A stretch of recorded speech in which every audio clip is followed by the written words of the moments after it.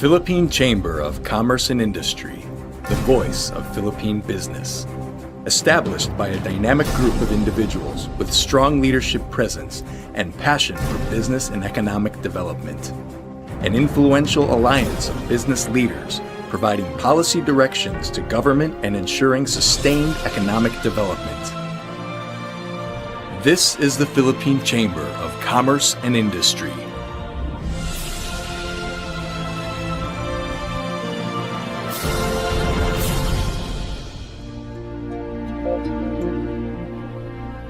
On April 19, 1886, three of the largest Spanish companies in Manila formed the Cámara de Comercio de Filipinas. Following the downfall of the colonial Spanish government, the popularity of La Cámara waned, and a new organization of Filipino and Chinese mestizo businessmen established the Chamber of Commerce of the Philippines, CCP, in 1903. Barely half a century after, a group of industrialists founded the Philippine Chamber of Industries, PCI. On July 1, 1978, the two chambers merged, giving birth to the Philippine Chamber of Commerce and Industry, PCCI. In September of the same year, PCCI was recognized as the country's single voice of business through Presidential Letter of Instruction 780.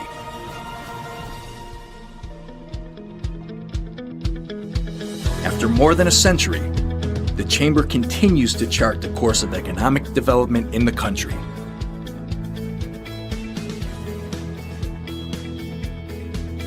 Lending its voice to the government, PCCI continues to be at the forefront to influence public policies in the areas of agriculture and food security, banking and finance, capital market development, energy and power, water utilities, environment, formal and technical vocational education, infrastructure development, intellectual property and innovation, international trade, local economic development, taxation, SME support services, tourism, and transportation and logistics.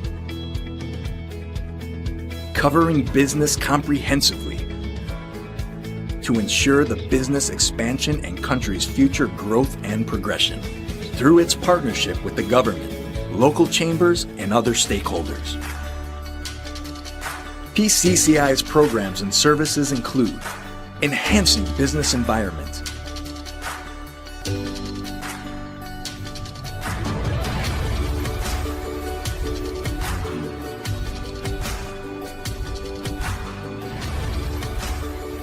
SME development,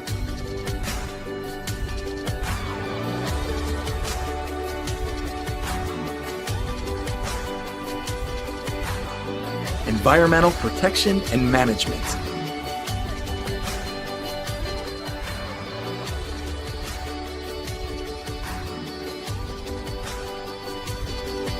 corporate social responsibility,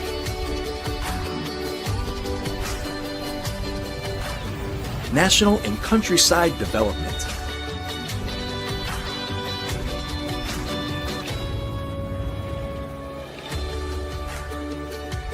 business services,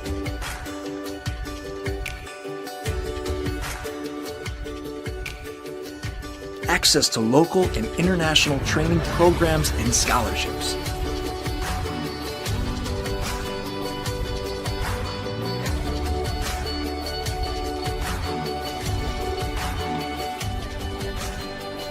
publications,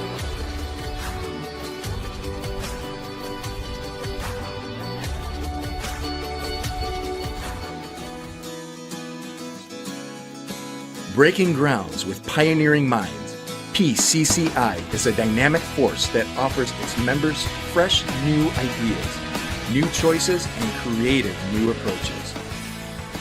From only a handful before the turn of the century, the PCCI family has grown to more than 1,600 direct members, more than 100 industry associations, more than 100 local chambers, and around 35,000 SMEs nationwide. to ensure alignment of its advocacies and activities. The PCCI works closely with government, other business groups, donor organizations, and international agencies, as well as the academe. The PCCI also provides a platform that links local firms with the global business community.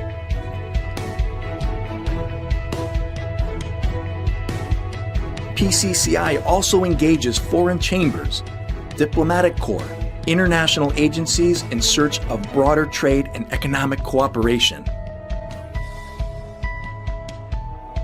The Philippine Business Conference and Expo is the most important annual activity of the PCCI and one of the most prestigious events in the country. Local and foreign companies wanting to establish new ventures or seeking new markets find it highly attractive to attend due to the many benefits it offers. Every year, more than 800 stakeholders attend the conference, composed of key government officials, business leaders, diplomatic corps, foreign chambers, multilateral donor agencies, PCCI corporate members, bilateral business councils, local chamber and industry association leaders.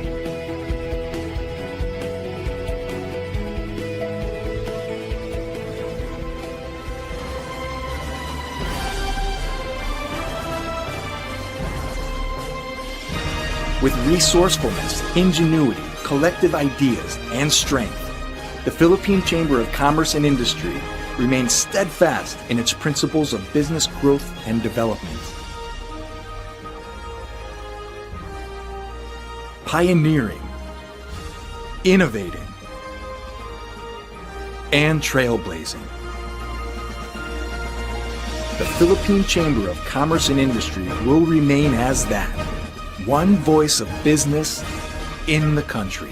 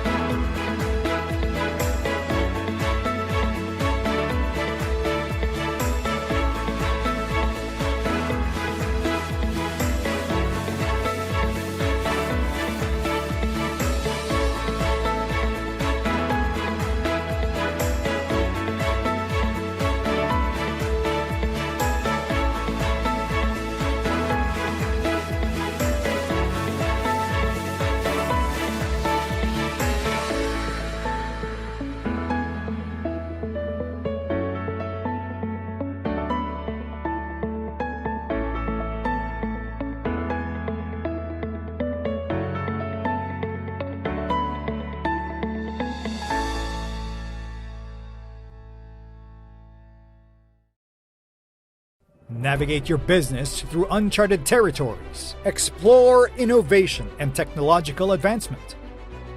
Learn from the government and the country's top business leaders. Transform to a high-income economy. Enhance enterprise performance. Leverage technology and innovate to advance. Improve your business during and beyond the pandemic. Join our 2-day National Business Conference.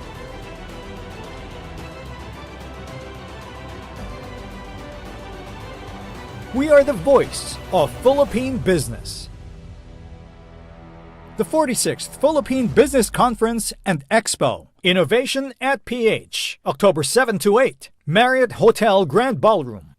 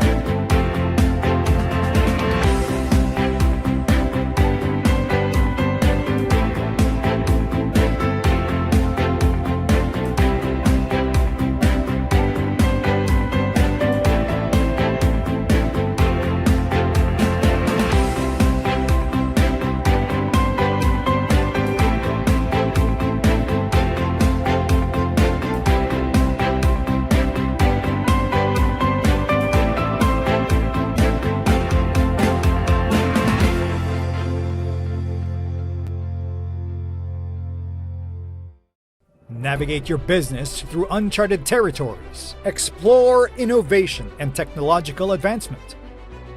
Learn from the government and the country's top business leaders. Transform to a high-income economy. Enhance enterprise performance. Leverage technology and innovate to advance. Improve your business during and beyond the pandemic. Join our 2-day National Business Conference.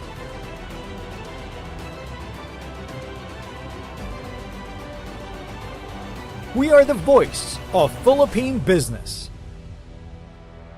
The 46th Philippine Business Conference and Expo, Innovation at PH, October 7 to 8, Marriott Hotel Grand Ballroom.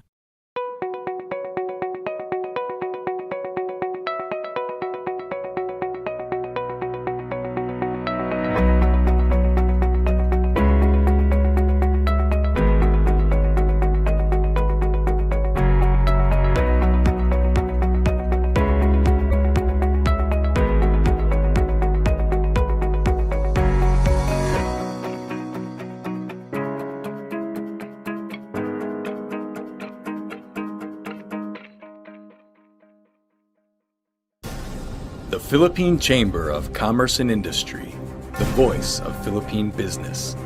Established by a dynamic group of individuals with strong leadership presence and passion for business and economic development. An influential alliance of business leaders providing policy directions to government and ensuring sustained economic development. This is the Philippine Chamber of Commerce and Industry.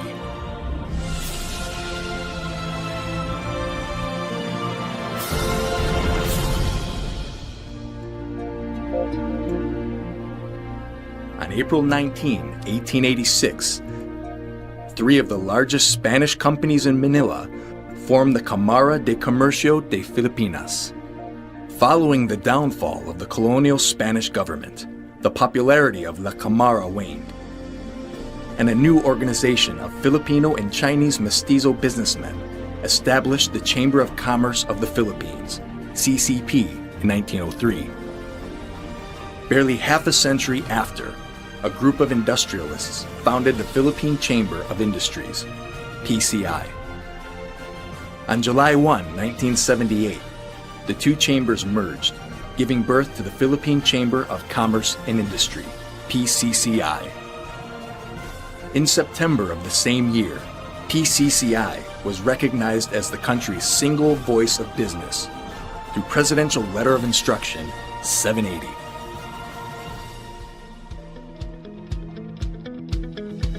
After more than a century, the Chamber continues to chart the course of economic development in the country.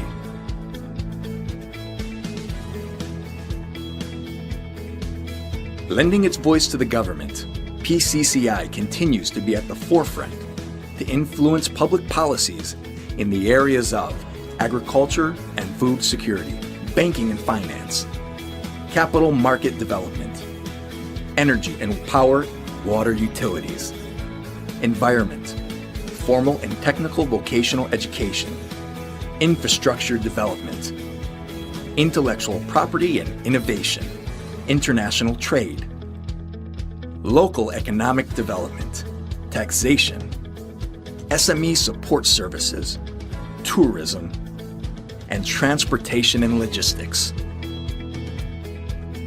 Covering business comprehensively to ensure the business expansion and country's future growth and progression through its partnership with the government, local chambers, and other stakeholders. PCCI's programs and services include enhancing business environment,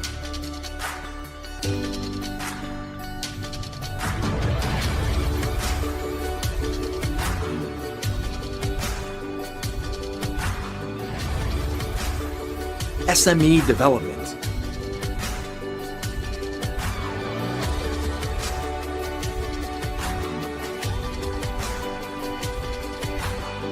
environmental protection and management,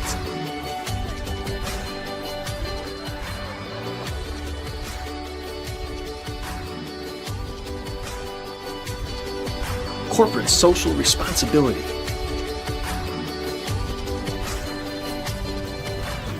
national and countryside development,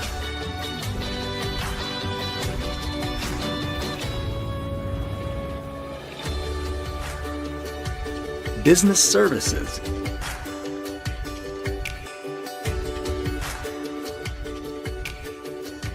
access to local and international training programs and scholarships,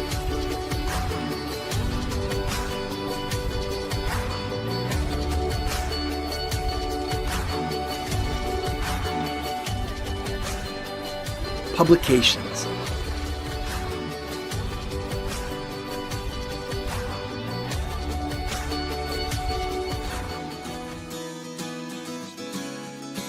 breaking grounds with pioneering minds.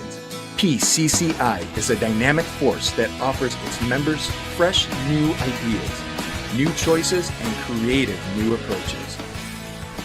From only a handful before the turn of the century, the PCCI family has grown to more than 1,600 direct members, more than 100 industry associations, more than 100 local chambers, and around 35,000 SMEs nationwide. To ensure alignment of its advocacies and activities, the PCCI works closely with government, other business groups, donor organizations, and international agencies, as well as the academe. The PCCI also provides a platform that links local firms with the global business community.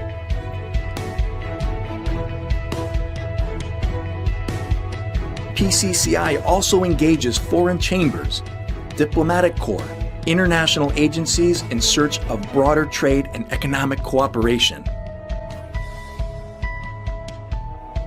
The Philippine Business Conference and Expo is the most important annual activity of the PCCI and one of the most prestigious events in the country. Local and foreign companies wanting to establish new ventures or seeking new markets find it highly attractive to attend due to the many benefits it offers. Every year, more than 800 stakeholders attend the conference, composed of key government officials,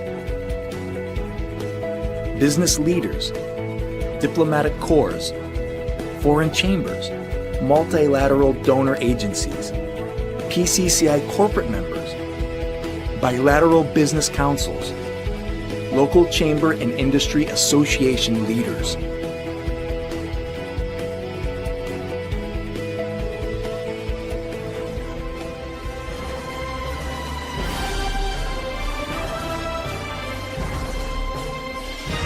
With resourcefulness, ingenuity, collective ideas, and strength, the Philippine Chamber of Commerce and Industry remains steadfast in its principles of business growth and development. Pioneering, innovating, and trailblazing.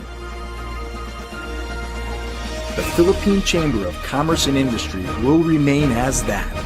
One voice of business in the country.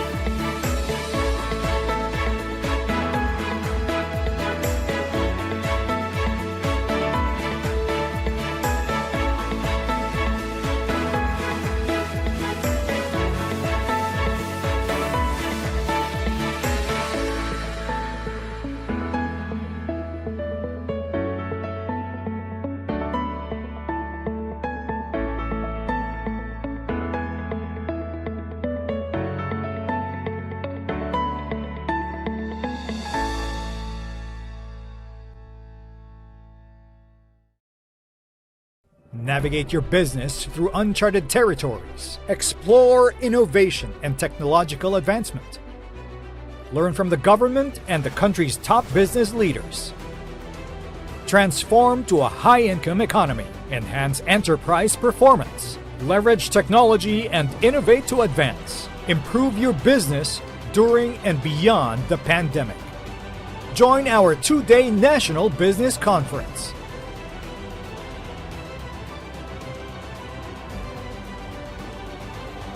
We are the voice of Philippine business. The 46th Philippine Business Conference and Expo, Innovation at PH, October 7 to 8, Marriott Hotel Grand Ballroom.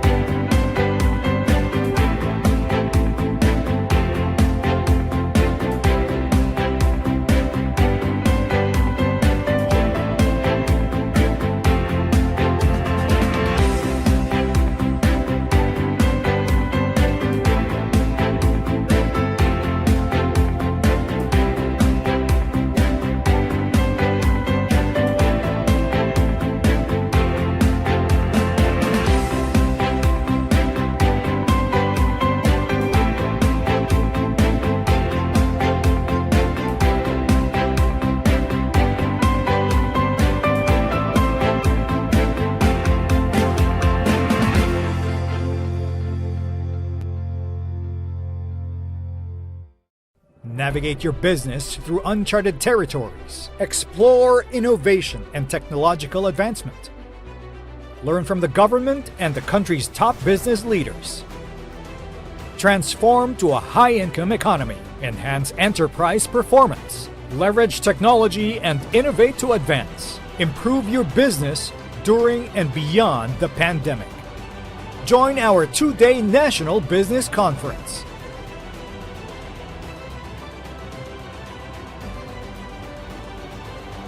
We are the voice of Philippine business. The 46th Philippine Business Conference and Expo, Innovation at PH, October 7 to 8, Marriott Hotel Grand Ballroom.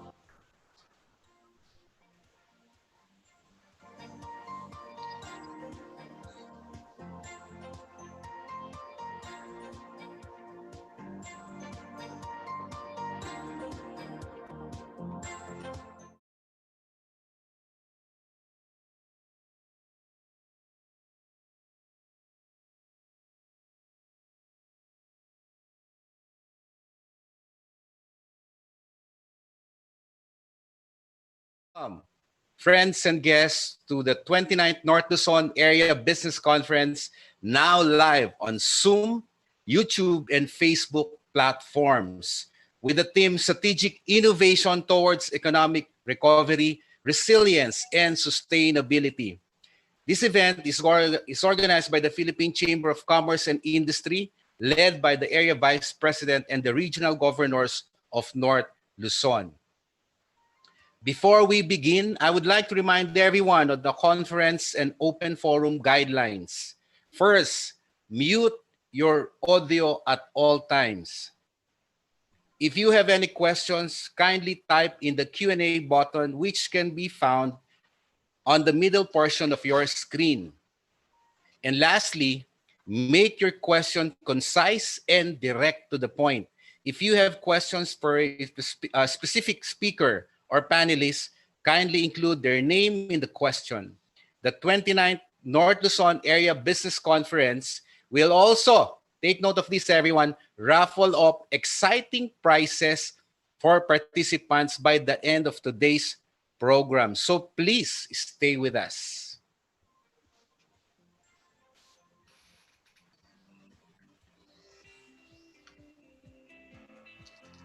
Welcome to the 29th North Luzon Area Business Conference, the biggest annual gathering of local chambers in North Luzon, organized by Philippine Chamber of Commerce and Industry. Ladies and gentlemen, we are proud to present to you the PCCI North Luzon Local Chamber Presidents from Cordillera Administrative Region. Mr. Zosimo Abratique, President, PCCI Baguio. Mr. Rex Balong Angi, President, PCCI Benguet. Ms. Jasmine Deleso, President, PCCI Ifugao. From Region 1, Ms. Rufina Marin, President, PCCI Metro Dagupan. Mr. Pastor Albano, President, PCCI Ilocos Norte. Ms. Lina Flor Hizon, President, CCI of La Union. Mr. Marius Manzano, President, Western Pangasinan CCI. Ms. Esperanza Lajos, President, PCCI Vigan. From Region 2, Mr. Romanito Imperial, President, PCCI Batanes. Mr. Ramon Morales, President, PCCI Cagayan. Mr. Carlo Castillo, President, PCCI Isabela. Mr. Gary Chong, President, PCCI Southern Isabela. From Region 3, Ms. Lourdes Conitayag, President, Metro Angeles CCI. Ms. Amanda Batad, President, Bataan CCI. Ms. Cristina Tuzon, President, Bulacan CCI. Mr. Ruben de Guzman, President, Metro Olongapo CCI. Mr. Renato Arimbuyutan, President, PCCI Nueva Ecija. Mr. Renato Romero, President, Pampanga CCI. Mr. Juanito Reyes Ho, President, PCCI Tarlac. Mr. Joseph Violago, President, San Jose Nueva Ecija CCI. Mr. Danny Piano, President, Subic Bay Freeport CCI. This year's 29th NLab C Chair is Ms. Gregoria G. Simbulan, Area Vice President for North Luzon, and the Vice Chairs are Mr. Tom C. Panis, Regional Governor, Cordillera Administrative Region. Mr. Alexander M. Ang, Regional Governor, Region 1. Mr. Cloyd C. Velasco, Regional Governor, Region 2. Mr. Alvin P. Belarmino, Regional Governor, Region 3. NLabC is one of the 5 area conferences leading to the 46th Philippine Business Conference and Expo, chaired this year by Ms. Enunina V. Mangyo. The annual Philippine Business Conference and Expo is premier event of the Philippine Chamber of Commerce and Industry, headed by its president, Ambassador Benedicto V. Yuhico, and the members of the PCCI Board of Directors. Ladies and gentlemen, these are the distinguished leaders of PCCI and the local chambers of North Luzon.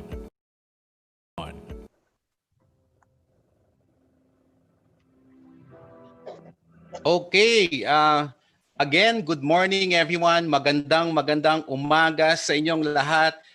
We hope na nasa mabuting kalagayan ng bawat isa, and welcome to the 29th North Luzon Area Business Conference. This is your host, Paolo Tibig po from Bataan CCI.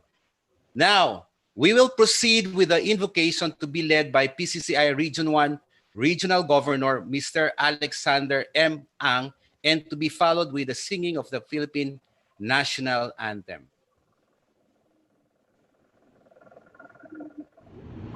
Good morning. Let us bow our heads and ask God's loving presence and guidance as we begin the 29th North Luzon Area Business Conference. Lord God, you are our source of strength and inspiration. We thank you for making this gathering possible despite the crisis that has claimed many lives and has severely damaged the economies of the world. Together, in solidarity with your will, we raise up to thee the proceedings of this event. Bless and guide our respective speakers and participants. Enable us to come up with the much needed and timely advocacies, innovative reforms, and action plans to help overcome this crisis and enable our country to move forward. Empower the national leadership of Philippine Chamber of Commerce and Industry with our President, Ambassador Benedicto Yuhico at the helm, and the Board of Directors, our North Luzon team headed by our Area Vice President, Madam Gigi Simbulan, our Regional Governors and Chapter Presidents, officers, members, and staff who have endeavored in organizing and executing this event. May we, in this conference, be effective instruments of possible change with our strong commitment for the much-needed reforms and platforms towards economic recovery, resiliency, and sustainability, all for the benefit of our businesses, particularly the micro, small, and medium enterprises, the poor, the jobless to whom we dedicate the output of this conference. Above all, cover our nation and people with your grace and touch the hearts of our government officials, that they may work for genuine peace, moral upliftment, health and wellness, and economic recovery. This we ask for your greater glory and honor. In Jesus' name, amen. Bayang magiliw, perlas ng silanganan, alab ng puso, sa dibdib mo'y buhay. Lupang hinirang, duyan ka ng magiting, sa manlulupig, di ka pasisiil. Sa dagat at bundok, sa simoy at sa langit mong bughaw, may dilagang tula at awit sa paglayang minamahal. Ang kislap ng watawat mo'y tagumpay na nagniningning, ang bituin at araw niya kailan pa may di magdidilim. Lupa ng araw ng luwalhati't pagsinta, buhay ay langit sa piling mo. Aming ligaya na pag may mga api, ang mamatay ng dahil sa'yo.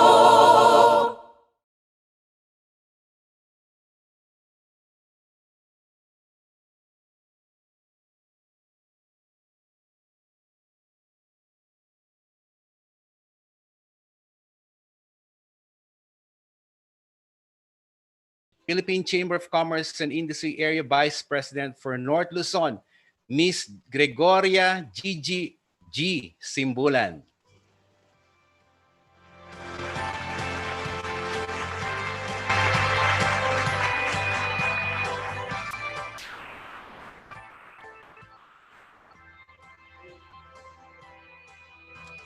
Ha?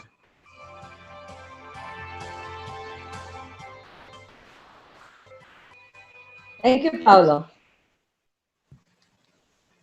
Our highly esteemed Finance Secretary, Carlos Dominguez, our PCCI President, Ambassador Benedicto Yuico, PCCI Chair Maria Alegria Bing Sibal Limhoco, the officers, the directors of the Philippine Chamber of Commerce and Industry, National Directorate. I think there are many of them here because I have invited them personally. But of course, I see at the moment Mr. George Barcelon, and the others will be recognized later. Director General Jeremiah Belhica of ARTA, Governor Albert Garcia of Bataan, Valenzuela Mayor Rex Gatchalian, and Manila Mayor Francisco Isco Moreno.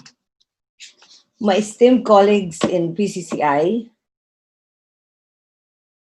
I have to greet Mr. Rene Simbulan, the chairman of Philippine Chamber of Development Institute, who was with us during the Chamber Management Conference.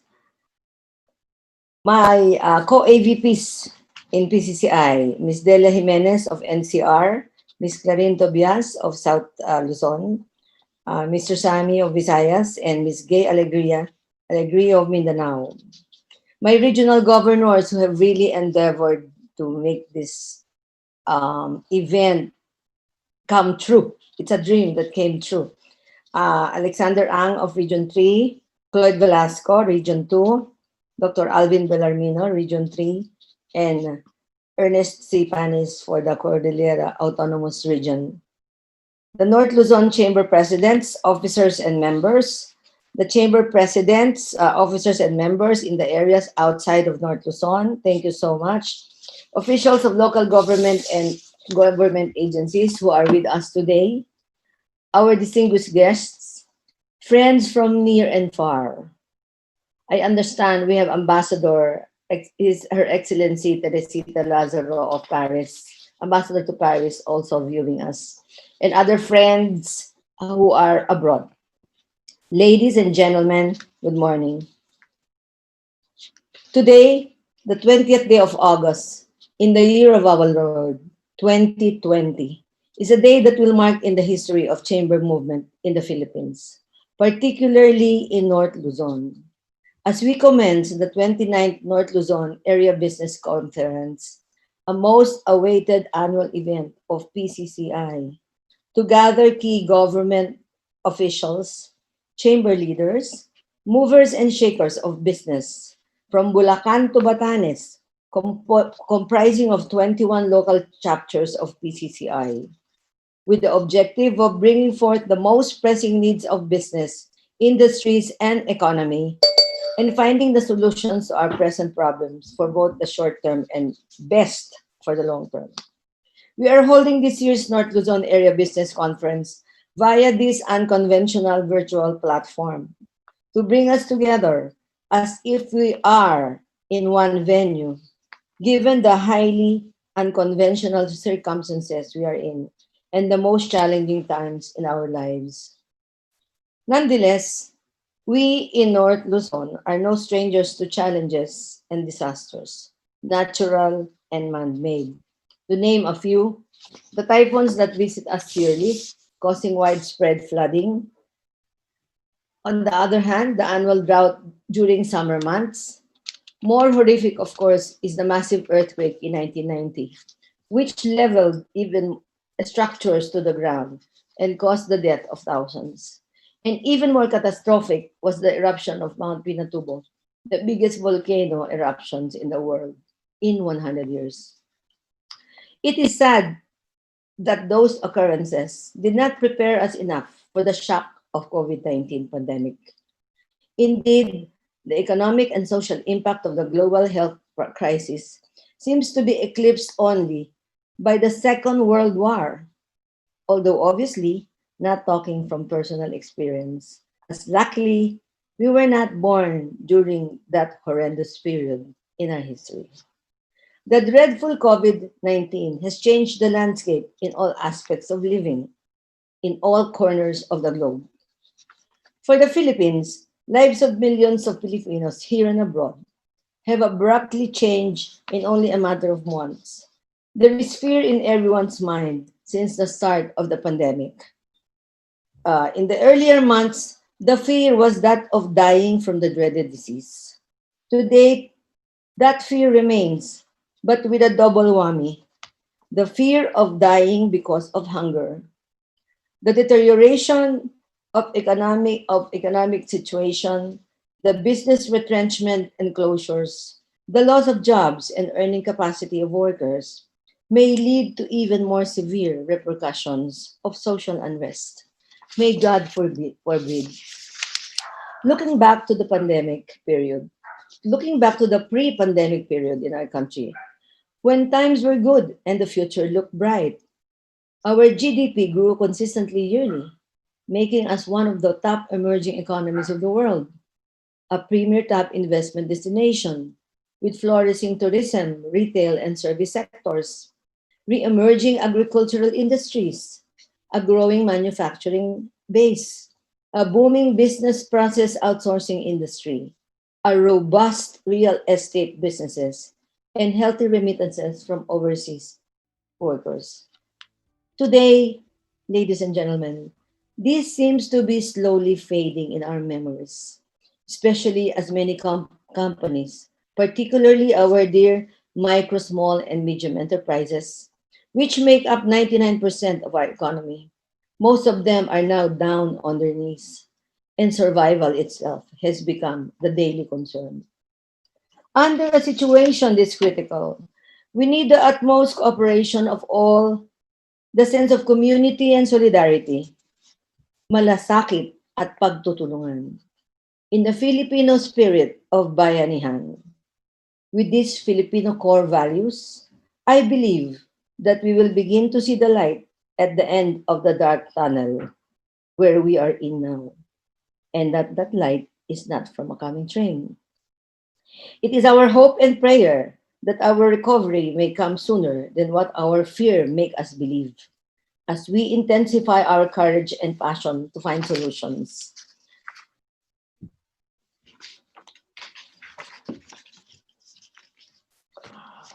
Sorry. It is in this light that we have chosen the theme for the 29th North Luzon Area Business Conference: Strategic Innovation Towards Economic Recovery, Resilience, and Sustainability. A battle cry inspired by the vision of our PCCI President Yuhiko, Innovation Nation. Although, as I recall, he once said that he never expected his term to be under extreme pressures in spearheading innovation. But Innovation Nation, that is where we are going to, that is what will make a difference in this crisis. Undoubtedly, we have to stop and reverse the bleeding of our country and people. And thus, we put forth the way of strategic innovation. Innovation can unlock resources that have been temporarily frozen because of the restrictions and the lockdowns. Innovation can rekindle the entrepreneurial spirit that has been suppressed. More than just buying for medical solutions, buying time for medical solutions to come, innovation, like blood transfusion, can restore the health of our economy, renew our confidence in ourselves, to get back on track and onwards to the path of growth and progress. In this conference, we will explore new and creative ways, building up from the best and innovative practices of our LGUs and business establishments to raise productivity and efficiency in all sectors so that business can thrive in the midst of the health crisis. We are fortunate to have distinguished luminaries and leaders in government and private sector so that in the spirit of openness and cooperation, we can set our minds toward solutions to the problems caused by the present crisis. We thank the good Finance Secretary Carlos Dominguez for obliging to be our keynote speaker today. Likewise, the good DOST Secretary, Fortunato de la Peña, our keynote speaker tomorrow. In the interest of time, I will not preempt the other segments of the conference today and tomorrow, which consist of 4 vital and relevant sessions. Suffice it to say, you wouldn't want to miss this. There is so much takeaways you can apply to your enterprises and organizations, even to your families. And let me encourage on the side, this is also very important, let me encourage everyone to participate in the Sulong Pilipinas consultative meeting right after today's sessions to be graced by top-ranking officers of NEDA. Sulong Pilipinas is a platform where we in business sector can inform government our urgent and vital issues and concerns, the output of which will be a set of priorities and actionable recommendations. I enjoin everyone to take advantage of this consultative event because in the past, slots have been reserved only for a few. Now it is open to everyone, so come one, come all. In conclusion, in the concluding session tomorrow, your AVP, together with my regional governors, will present to the Department of Finance under Secretary Tony Lambino the conference resolutions and outputs of Sulong Pilipinas for submission to the President's Cabinet. The 5 area business conference will culminate in the Philippine Business Conference, which will be on October 7 and 8, to be chaired by the most hardworking chairman, Ms. Nina Mangio. And let us look forward to that. May I emphasize at this point my personal opinion that our real enemy is not COVID-19. Our real enemy is fear. Ladies and gentlemen, let us not be afraid. We can coexist with the enemy and still embark on productive endeavors under the new normal. With strategic innovation, let us move forward towards economic recovery, resilience, and further sustainability. My dear colleagues and friends, all out there, thank you so much for coming. From the distance between us, let us feel the warmth of each other's presence as if we could still shake hands, even kiss and hug. Let's start practicing because I think this pandemic will end and we can go back to our social and friendly ways. Mga kasama, sa huli ng aking pagbubukas ng North Luzon Area Business Conference, tayo po ay magsama-sama. Sama-sama tayo sa pagbangon. Sama-sama tayo sa pagsulong. Sama-sama tayo sa pag-unlad. This is your Area Vice President for North Luzon, Gregoria Gamboa Simbulan, your conference chairperson, and you are watching the 29th North Luzon Area Business Conference live. I now declare this year's conference officially open. Thank you.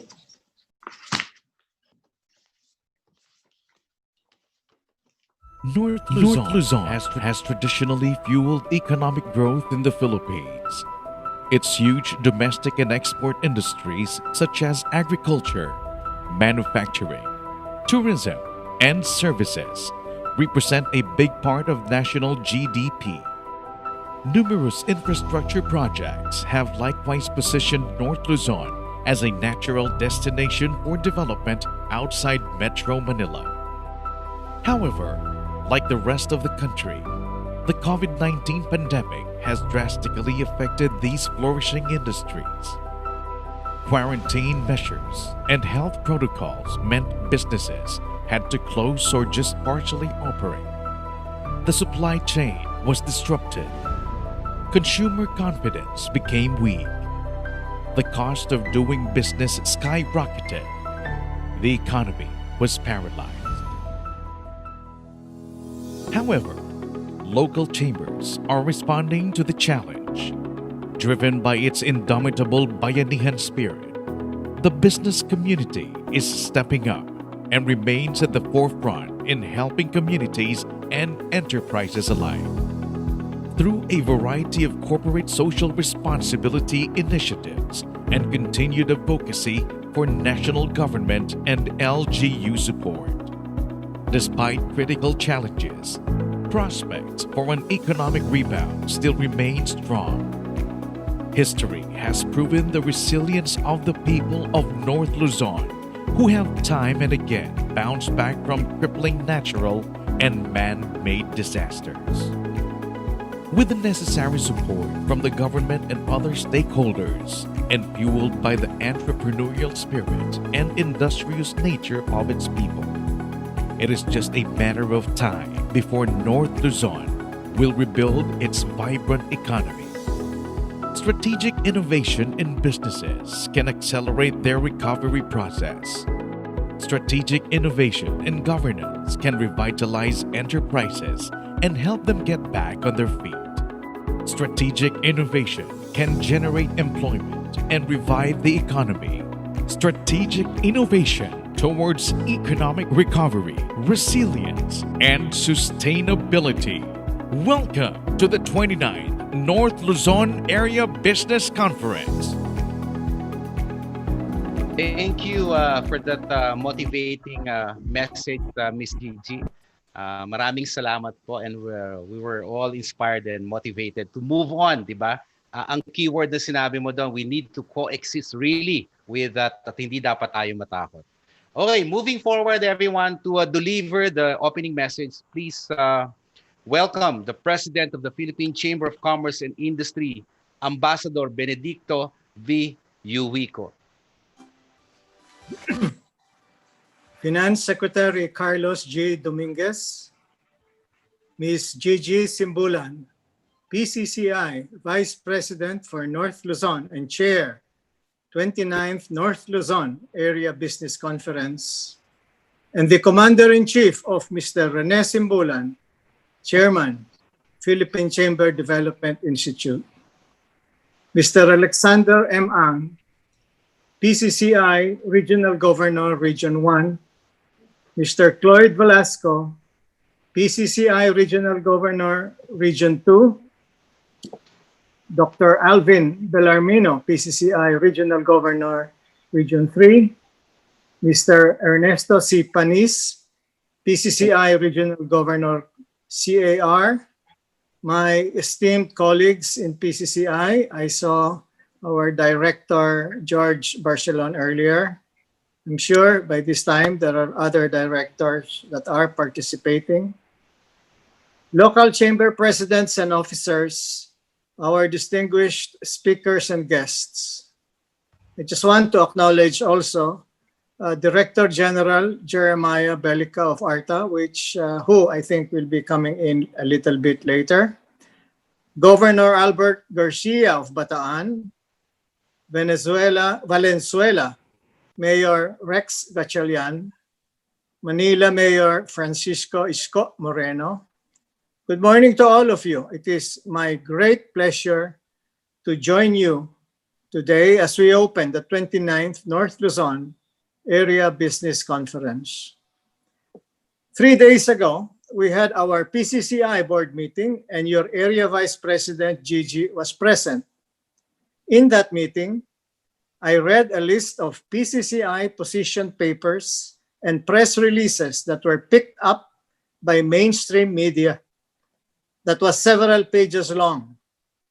I then expressed the sentiment that despite our persistent call for a holistic approach that would address the need to immediately restart the economy and at the same time ensure compliance with health protocols, it seems we have yet to see a coherent game plan that will hold back the continued downward spiral of the economy.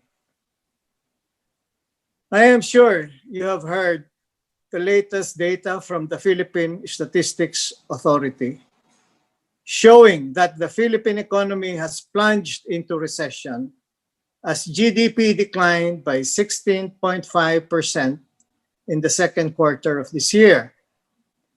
The latest SWS survey showed that 45% of our mamamayans are currently unemployed. And those numbers do not yet include those employed in those who are in the informal economy.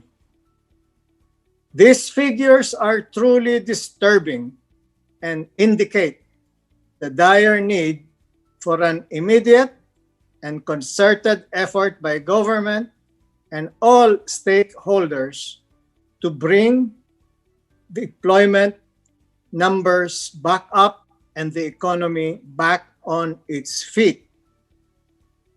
No government can continue to give free money. The only sustainable way for our people to have food on the table is to allow them to work. This is not a matter of choice, but a matter of urgent necessity.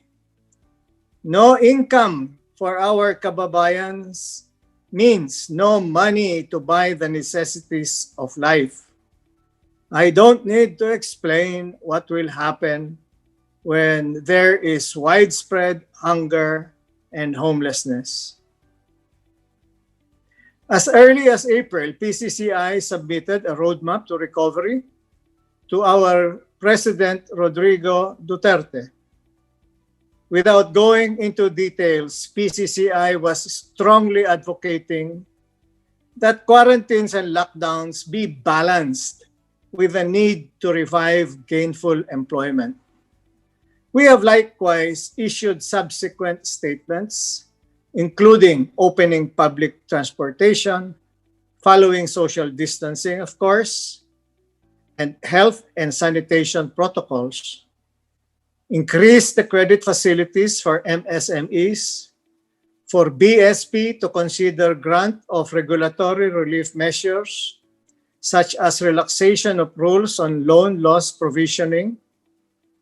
In addition to the deferrals of taxes, penalties, and fees, we also must request the Department of Finance to more carefully be looking at issuances of the so-called letters of authority that oftentimes just impose more hardship to all businesses. Not at this time. Although some of our recommendations have been heeded by government, we have to more strongly pursue the following to support the recovery of businesses in our country. One, a recovery that provides stimulus for business confidence. We continue to reiterate the immediate passage of the stimulus measures pending at the Congress, particularly the 1.5 trillion ARISE bill or the Accelerated Recovery and Investment Stimulus for Economy. We need this to arrest and avert the economy from continuing to fall. We are also batting for the passage of CREATE. These bills, I believe, will support our country's recovery towards resiliency. Number two, accelerate, build, build, build. North Luzon holds much promise and opportunities given the government's thrust to push development outside Metro Manila. There is the new Clark City, the smartest, greenest, world-class city. Clark is strategically located near Manila and central Luzon and is growing very, very fast. Three significant infrastructure developments are also expected to further intensify the viability of industrial activities in the northern and central Luzon. The Clark Airport expansion, the Subic-Clark Cargo Railway, which connects Subic Port and Clark International Airport, NLEX SLEX Connector Road, which aims to cut travel time between two major industrial hubs.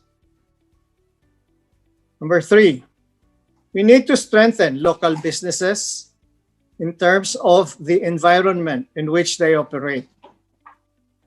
We need to streamline business processes. We need to accelerate the automation and integration of government transactions and permitting and licensing.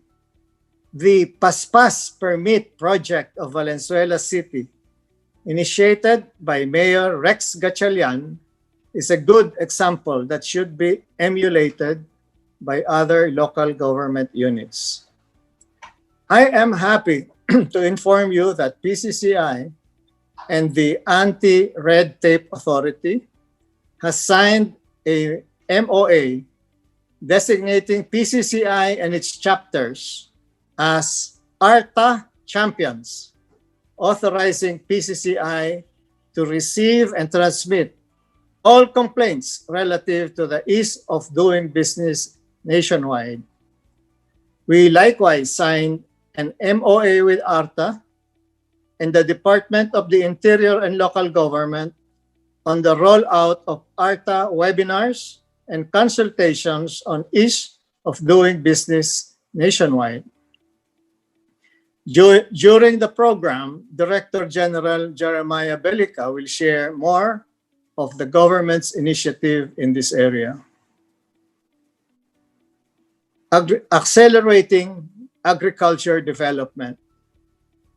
The COVID-19 pandemic made us realize the importance of this sector, being the main source of food and raw material inputs to the manufacturing sector and income and employment to the rural population. Government, therefore, must pursue its policy shift to ensure the development of this sector, which is the main source of income for many farmers in North Luzon. Supporting the industrial resurgence by building local supply chain. The pandemic has disrupted both the local and global supply chains, which affected many businesses as most of them rely on imports for their raw materials.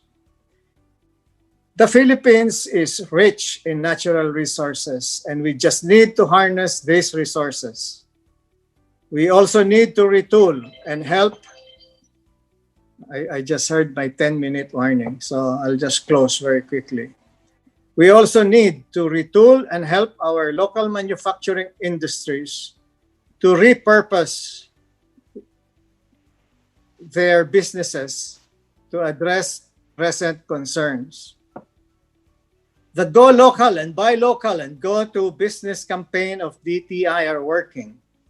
The Philippines' 110 million population represents a huge domestic market that can be a good platform on the development of a Filipino-led global value chain system, similar to what Toyota has done in Japan. PCCI is also supporting this campaign with its Pinas Muna advocacy, which aims to stimulate the growth of domestic consumption and jumpstart the economy by promoting local products, services, and tourist destinations. To push this initiative further, we will launch in October an e-commerce portal which will carry the brand Shop All. This platform will allow members of PCCI and local chambers to market their products and services online. And as you may be aware, our network of potential sellers and market is significant since we have around 35,000 direct and indirect members nationwide. Number 4, develop new sunrise industries under new normal, health infrastructure, digital economy, manufacturing of essentials, and research and development and innovation. With the continuing increase in the number of COVID-19 cases in our country, our health infrastructure gaps are being highlighted. It is therefore imperative for our government to provide an environment, including incentives for research and development, that will attract private sector to invest in the healthcare system. The country also needs to transition to a digital economy to make our economy more resilient and help us adapt to the new normal, and research and innovation will help us transition to this. This year's PBC conference theme, Strategic Innovation Towards Recovery, Resilience, and Sustainability, offers a blueprint on specific areas on how we can effect and manage change to adapt to the critical challenges that confront us. I have strongly felt that innovation will be a key element that will define our economy, and that is why I have adopted it as our battle cry during my term as your PCCI servant. And innovation can be embraced not only in the way we do business, but also in the way we engage with government and vice versa. Under the current situation, we need to inspire and instill business confidence, and the other way around, confidence in business. As we gather in this conference, let us share experiences and discuss the policies that will help accelerate the recovery of business and create positive ripples on tourism, trade, and investments. It is crucial for us in the business community to serve as advocates of structural reforms that will enable enterprise to survive and continue to grow. On this note, I would like to express my gratitude to our distinguished speakers and moderators for sharing their valuable time for the North Luzon Area Business Conference. Again, congratulations to the officers, members, and participants of the PCCI North Luzon Area Business Conference. Thank you very much, and good morning. All right. Thank you very much, Ambassador Yuwiko, for your words of inspiration and support. Truly, kailangan natin yung mga ganyan talaga at this point. So maraming salamat po, Ambassador. Now, everyone, yung mga participants natin, we're looking at so many participants, hundreds of participants right now. We are encouraging you to share the platform. Live po tayo sa PCCI FB. So tapos yung mga FB ninyo, baka pwede po nating i-share para mas maraming makakita ng nangyayari ngayon. Kasi ito po ay para sa ating lahat. Everyone, so we're encouraging you to join us and share our feeds. Okay, to introduce our keynote speaker for today, let's all welcome our Philippine Chamber of Commerce and Industry Chairman, Miss Maria Alegria Bing Sibal Limhoco. Thank you, Paulo. To the PCCI President, Ambassador Dicky Yuwiko, to the AVP GG, do you know what GG stands for? Gorgeous and glamorous.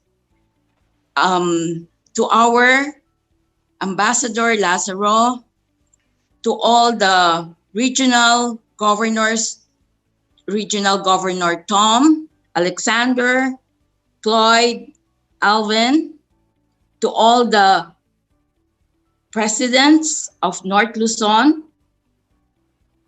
to Ambassador Lazaro, to the PCCI board who are present. I think I just took a glance earlier. We have our treasurer and the president of PhilExport, Sergio Ortiz Luis. We also have Mr. George Barcelon, Dr. Phoenix, Bert Phoenix, and our hardworking PBC chair, Nina Mangyo, our CSR chair, Nora, to all the AVPs, Delia, Clarine, Sam, Gay, to all the distinguished speakers, members, friends, ladies and gentlemen, a pleasant good morning to you all.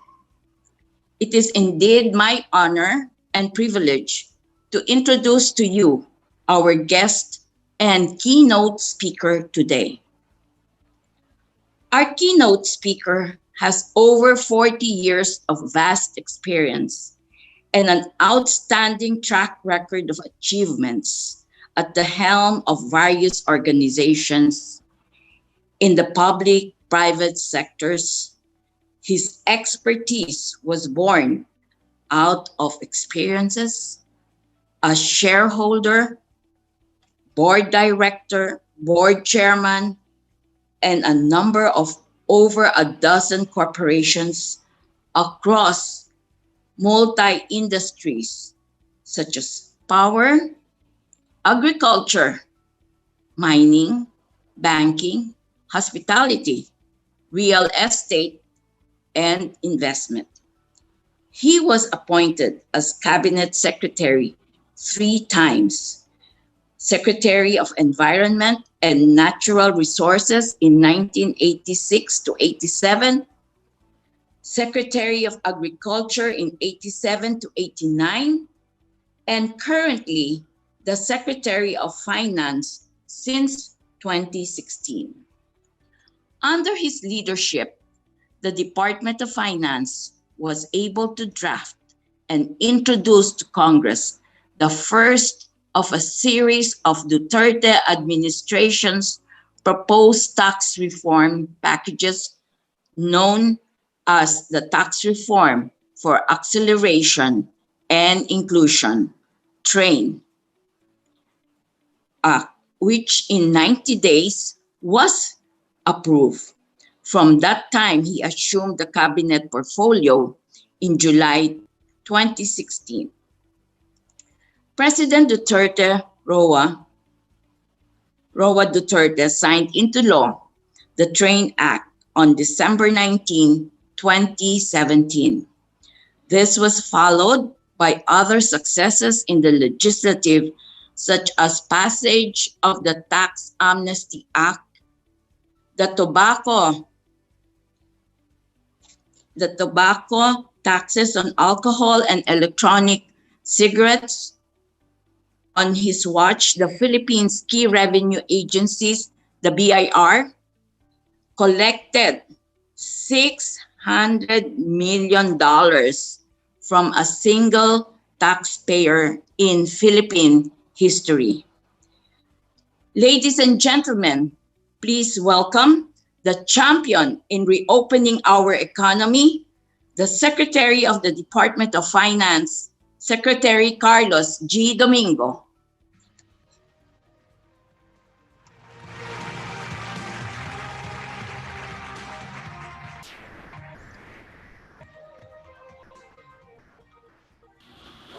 Ambassador Benedicto Yuico, President of the Philippine Chamber of Commerce and Industry, Ms. Maria Alegria Limhoco, Chairperson of the PCCI, Ms. Gregoria Simbulan, Area Vice President of the PCCI for North Luzon, Business Community of North Luzon, distinguished guests, ladies and gentlemen, good morning. Thank you for this opportunity to speak with you today. We have seen much heroism from all sectors during the 5 months that the nation has been battling the COVID-19 pandemic. While our medical workers brave the front lines to save and treat the infected, you, our entrepreneurs, work day and night to shore up businesses and help your employees survive. You have ensured continued access to basic goods and services. The country is grateful for your efforts.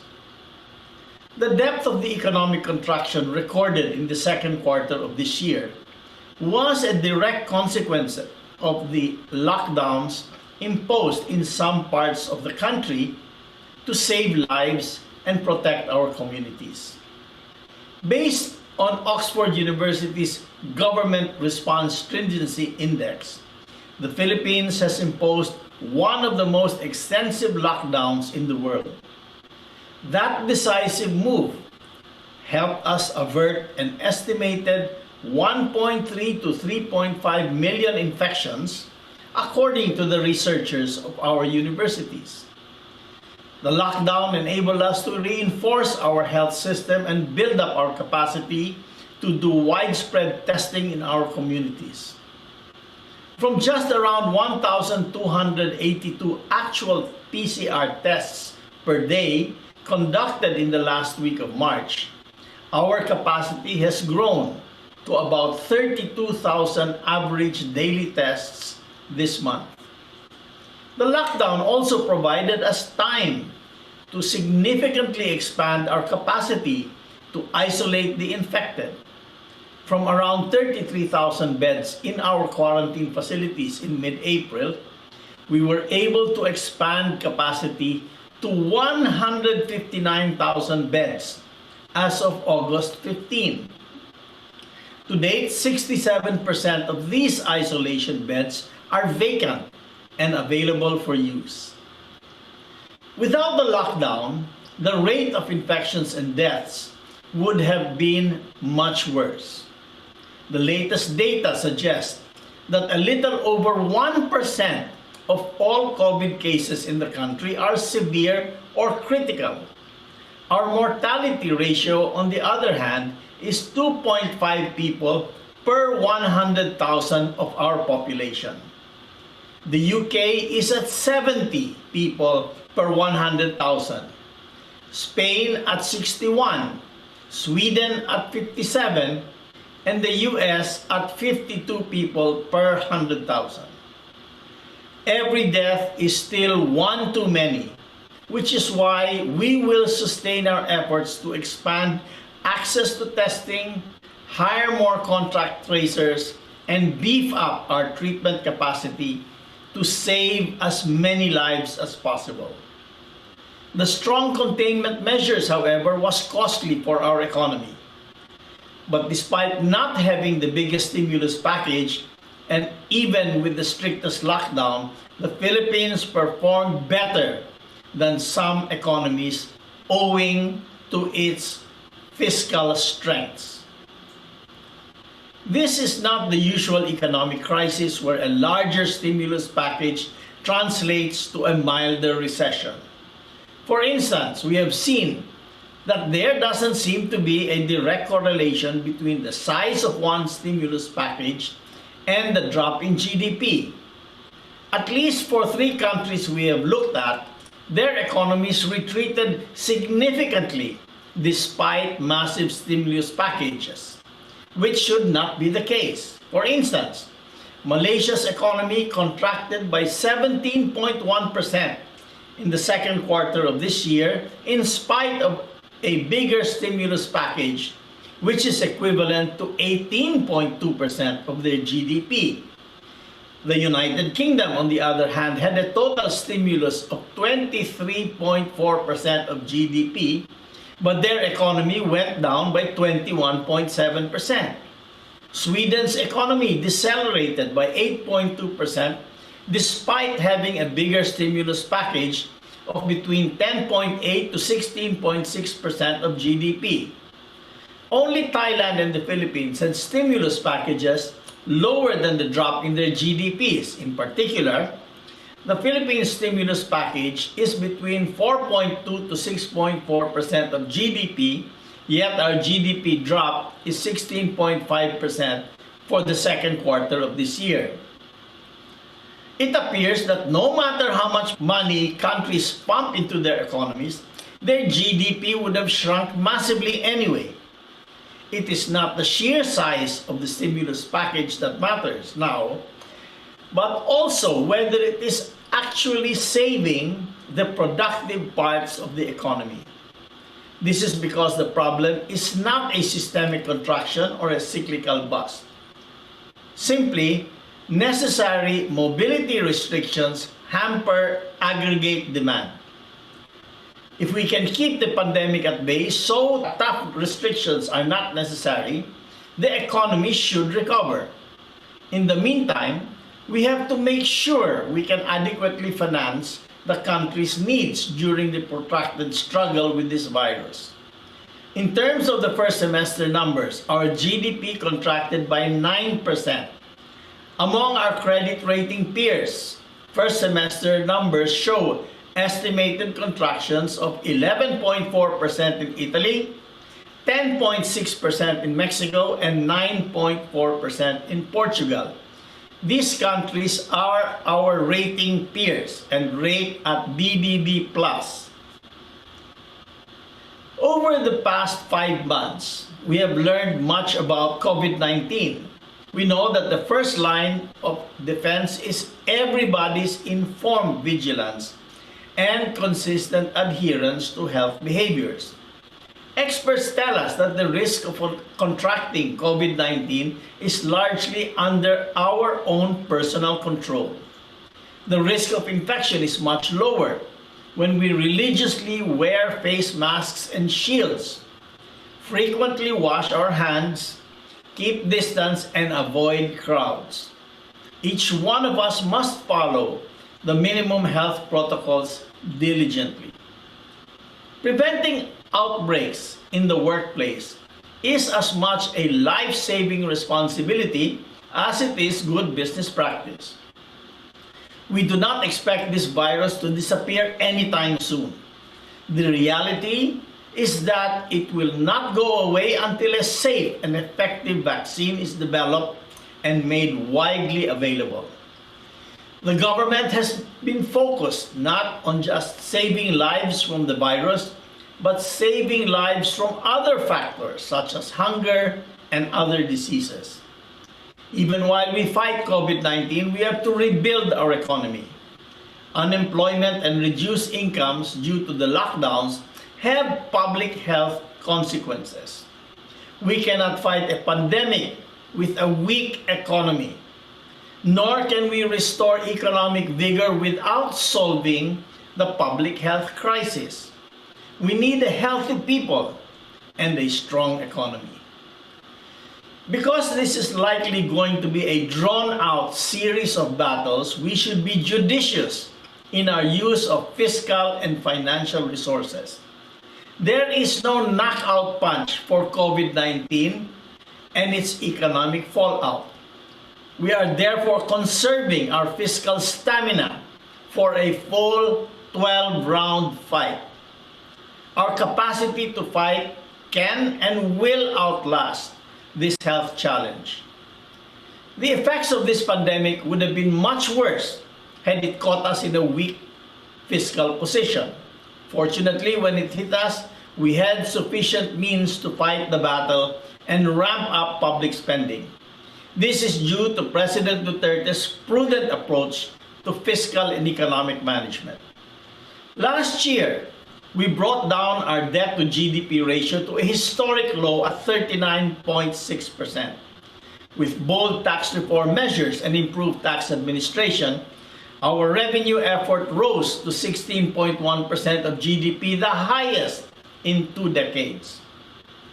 Despite the delayed passage of last year's national budget, we managed to increase our infrastructure investments to 5.4% of GDP, or double the average infrastructure spending to GDP for the last 50 years. With the rice tariffication law, inflation has remained stable and under control, averaging 3% from 2016 to 2019. For the month of July this year, the inflation rate of 2.7% stayed below the midpoint of our target range of 2 to 4%. This reflects stable prices for Filipino families. Our gross international reserves were at an unprecedented amount of $98 billion in July, sufficient for 8.9 months worth of imports. In fact, our foreign reserves are more than our outstanding external debt, which stood at $81.4 billion at the end of March of this year. Our country's hefty foreign exchange reserves, as well as continued international confidence in our strong economic fundamentals, are supporting the Philippine peso, making it one of the best performing currencies in the region amidst the pandemic. Year to date, the Philippine peso has appreciated by 3.9% against the US dollar, matched only by the Japanese yen. In a time where build program and external financing are key elements of economic recovery, this is a positive development. Our high investment grade credit ratings have been affirmed by Fitch, Moody's, and S&P despite the present economic challenges. These credit ratings have allowed us to access financing from our development partners and the commercial market at lower interest rates and longer repayment periods. With more affordable financing, we expanded government expenditures in the first semester by 27% compared to the same period last year. Without continued and increased public sector spending, especially on infrastructure, public health, and social protection, our economy would have produced much worse. The first semester GDP would have shrunk by 2.5 percentage points more than it did, or a total of 11.5% versus the actual 9%. We have reason to believe, however, that the worst part of this calamitous episode is now behind us. Signs of recovery are emerging in our manufacturing sector and merchandise trade. For instance, the Value of Production Index for the month of June showed a slower annual decline of 22.5% compared to the 31.2% decrease in May and 41.2% in April. While the Volume of Production Index in June shrank by 19.3% year-on-year, the decline was slower compared to May's drop of 28.5% and 38.8% in April. In addition, the overall manufacturing capacity reached 73% in June, up from 72.4% in May and 70.5% in April. The country's total merchandise trade further eased its negative trajectory in June, with a slower decline of 19.9% after a steep 35.3% contraction in May and 59.5% in April. This slower decline in the country's trade performance signals the resumption of economic activities.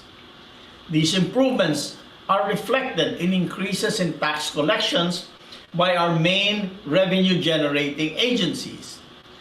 Both the Bureau of Customs and the Bureau of Internal Revenue surpassed their July collection targets by 5% and 2% respectively. Even as the virus continues to circulate, we are setting the foundations for a strong recovery. Pragmatism guides us as we put together an effective bounce-back plan that we can afford and can fully execute. This plan includes the passage of key legislative imperatives. If we can pass these critical reforms on time, we can help businesses in need sooner and further improve the post-COVID-19 business climate. First, we support the fiscally responsible Bayanihan to Recover as One Act, or Bayanihan 2, which will provide another round of fiscal measures to stimulate consumer demand and support businesses and individuals critically impacted by COVID-19.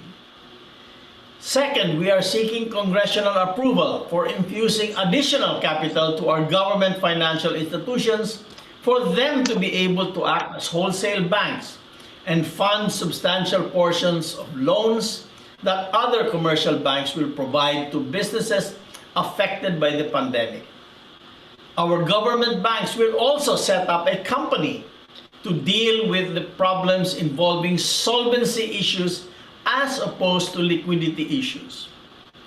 We will be inviting other multilateral agencies and foreign investment companies to participate in this venture. Third, we seek to allow banks to dispose of non-performing loans and assets through asset management companies similar to special purpose vehicles created in the early 2000s to deal with the effects of the Asian crisis. Fourth, we are working with the Senate for the swift package of the CREATE Bill, or the Corporate Recovery and Tax Incentives for Enterprises Act. This reform measure will reduce corporate income taxes for the majority of small and medium-sized businesses by 5 percentage points immediately. The tax rate will be reduced further by 1 percentage point every year from 2023 to 2027. This is the first ever revenue eroding tax reform package proposed by the Philippine Department of Finance and the largest fiscal stimulus program for enterprises in the country's history. The accelerated reduction of the corporate income tax rate boosts the country's bid to attract multinational firms seeking to diversify their production chains, especially those interested in accessing what no doubt will once again be a very attractive domestic market. The outright corporate income tax cut is complemented by an enhanced NOLCO, or net operating loss carryover. This will extend the carryover period of net losses in 2020 by 2 more years, from 3 to 5 years. We have also extended by 2 years the proposed transition period to a new, highly targeted, performance-based, transparent, and time-bound incentive system. This is to account for the unanticipated challenges brought about by COVID-19.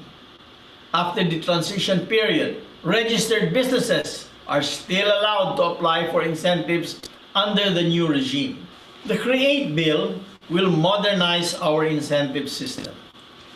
On top of a standard menu of more modern incentives, it will allow us to offer tailor-fitted fiscal and non-fiscal incentives for investments that we want to invite. To be clear, the customized incentives are in addition to the standard menu available for eligible enterprises. At this point, I thank many of our business leaders for expressing their full support for the immediate passage of the CREATE Bill.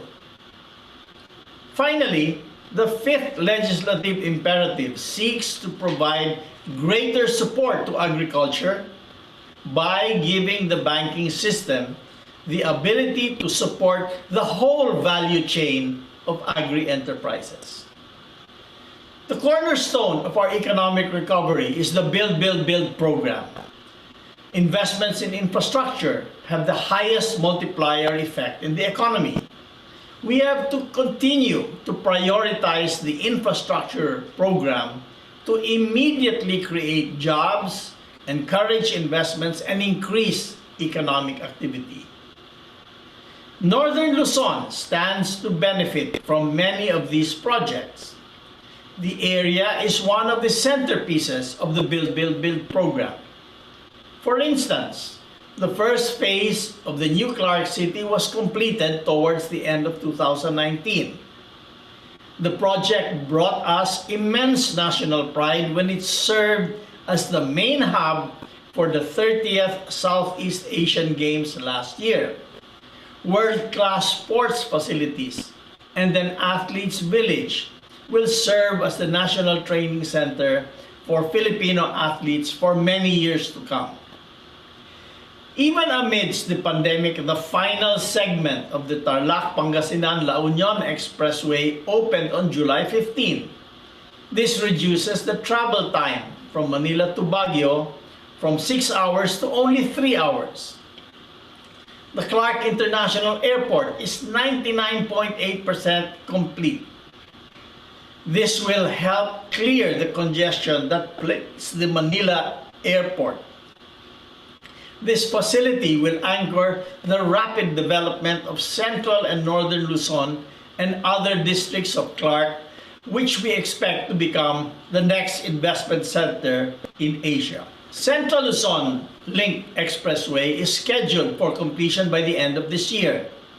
This 30-kilometer expressway from Tarlac to Cabanatuan City in Nueva Ecija will reduce travel time between these points from 1 hour and 10 minutes to just 20 minutes. The Phase 1 of the North-South Commuter Railway, which connects Tutuban in Manila to Malolos in Bulacan, is at 40% completion as of July this year. This line cuts travel time between these 2 points from 1.5 hours to just 35 minutes. These developments underpin the commitment of the Duterte administration to move ahead with our Build, Build, Build program, even amidst the global health and economic crisis brought about by this contagion. These investments will primarily fuel our plan to quickly and smoothly get back to our growth trajectory upon the defeat of COVID-19. When the pandemic finally recedes, we expect our economy to resurge. I am hopeful that the business community of North Luzon will continue to partner with us at the front lines of our economic survival. Together, we will beat this pandemic and come out of it even stronger than before. Thank you.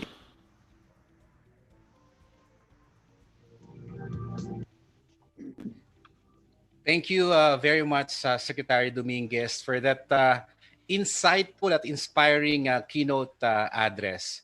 Right. At this point, everyone, I would like to take this opportunity to invite all of you to the Sulong Pilipinas Regional Consultation happening later today at 1 p.m. The Sulong Pilipinas is a consultative conference spearheaded by the Department of Finance, and the Philippine Chamber of Commerce and Industry has actively supported the conduct of this vital dialogue since 2016. We enjoin, lahat po tayo, sama-sama, to actively participate in the Sulong Pilipinas. Please register via link provided bit.ly/SPPCCI North Luzon. Kanina pa po natin nakikita rin yon. Upon registration, you will receive a confirmation email with the Zoom link to the workshop. Okay. Before our first session for this year's conference, the 29th North Luzon Area Business Conference, would like to thank the following. Siyempre, kailangan po nating pasalamatan itong ating mga partners, our event partners, Cleanway of Herma Group of Companies, and RG Simbulan and Partners Corporation of Simbulan Group. Our major sponsor, Subic Bay International Terminal Corporation, and our sponsors, Royal Crest Cement Corporation, McKinney Food Corporation, and LX Events Pro.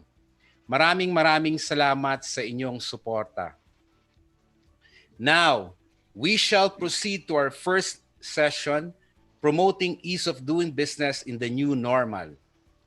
And to give an overview of the session and to introduce our resource speakers is our session chair and the president of Pampanga Chamber of Commerce and Industry. May I call on Mr. Renato G. Romero. Thank you, Paulo. A pleasant morning to everyone. I am Rene Romero, and I will be leading the discussion for the first session of the 29th North Luzon Area Business Conference entitled Promoting Ease of Doing Business in the New Normal. The COVID-19 pandemic and the subsequent imposition of enhanced community quarantine caused massive revenue losses to businesses and practically brought our once vibrant local economy to a screeching halt. Businesses though hurting, are trying very hard to restart. Others are coping up, but most are barely surviving. Confusion about the virus and its infection control is still abound, further depressing consumer confidence and demand, making it extremely difficult for the economy to restart, much less recover. For local entrepreneurs, there is a pressing need to reevaluate, reinvent, and innovate our business to adapt and cope with the new normal. The new normal condition calls for government's alleviation of the plight of business by fostering and promoting an environment that is conducive to business survival amid COVID and business recovery post-COVID. Our two resource speakers will expound on some government support programs that will help us move forward from this crisis and dare anticipate better days ahead for all of us. To get this session rolling, I would like to introduce our first speaker, Attorney Jeremiah B. Belica, or Attorney Mai, to his friends, currently serve as the first Director General of the Anti-Red Tape Authority, or ARTA. Before being appointed by President Rodrigo Duterte as ARTA Czar last July 3, 2019, DG Belica served as a founding and managing partner of his own law firm, the Belica Aranas Balduesa de la Cruz and Associates, where he practices private law. Some of the DG's Belica's achievements include the following: serve as the youngest consultant to the Office of the Presidential Anti-Organized Crime Commission, or PAOCC, founder and chairman of Kabataang Bagong Buhay, an organization which awarded as one of the 10 accomplished youth organization of the National Capital Region, and founder and chairman of the Youth Moral Force Society of former Chief Justice Reynato Puno. A practicing lawyer, a licensed real estate broker, an environmental planner, a Christian pastor, and now Director General of the Anti-Red Tape Authority, Attorney Belhica aims to use his skills and experience to serve the people. And so, without further ado, ladies and gentlemen, let us all welcome the Director General of the Red Tape Authority, Anti-Red Tape Authority, Attorney Jeremiah B. Belica.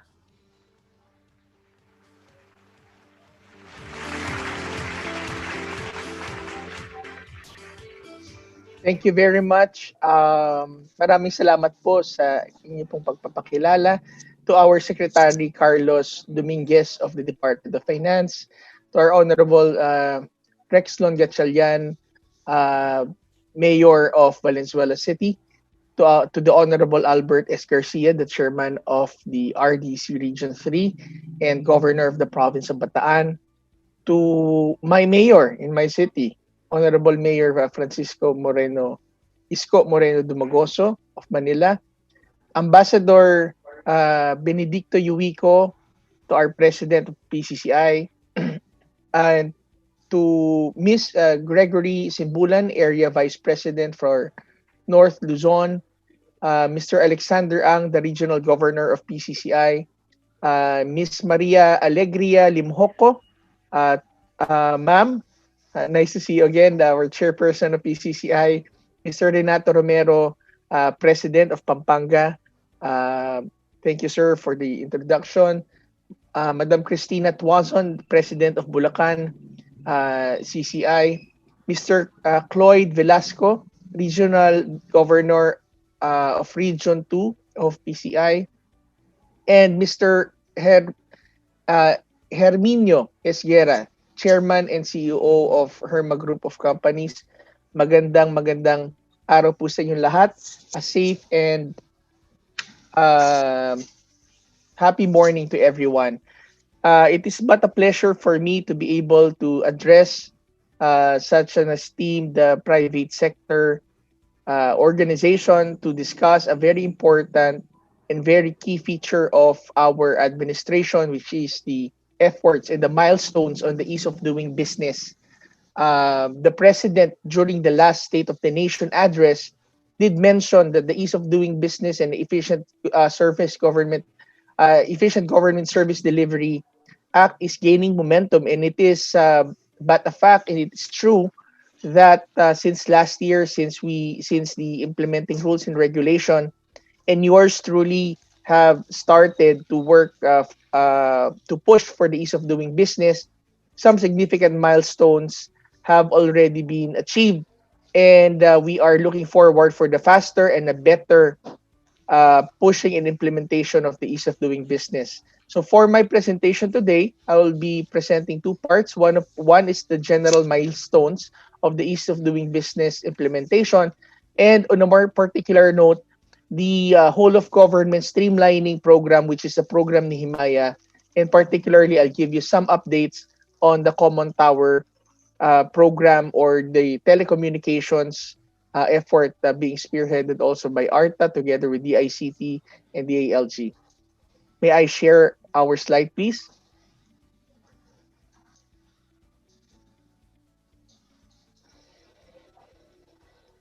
So the first portion is the reporting, our reporting for the first year or for the first 11 months Josie. of the full implementation of the ease of doing business. Next slide, please. Just to give you an overview. Jo. Next slide, please. Now, the vision and mission, the vision of ARTA, next, can we just go back a little bit?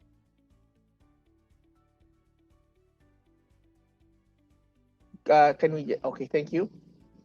So, the Anti-Red Tape Authority was created by virtue of Republic Act 11032 or the Ease of Doing Business and Efficient Government Service Delivery Act of 2018.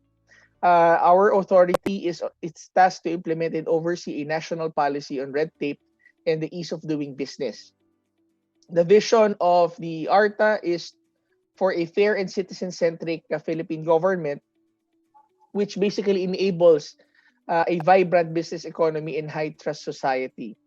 It's clear that our mission is to achieve our vision. We will transform the way government enables its citizens and stakeholders through collaboration, technology, and regulatory practices.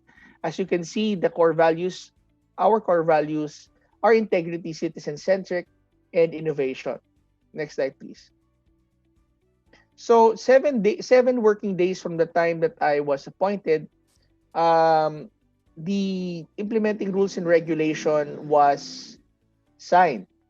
We signed this together with Chairman of the EODB Council, Ramon Lopez, and the Chairwoman of the Civil Service Commission, Chairwoman Bala. So this in effect gave way to the full implementation of the law starting August 4, 2019, which is the day when the IRR became fully effective. Next slide, please. Next slide, please.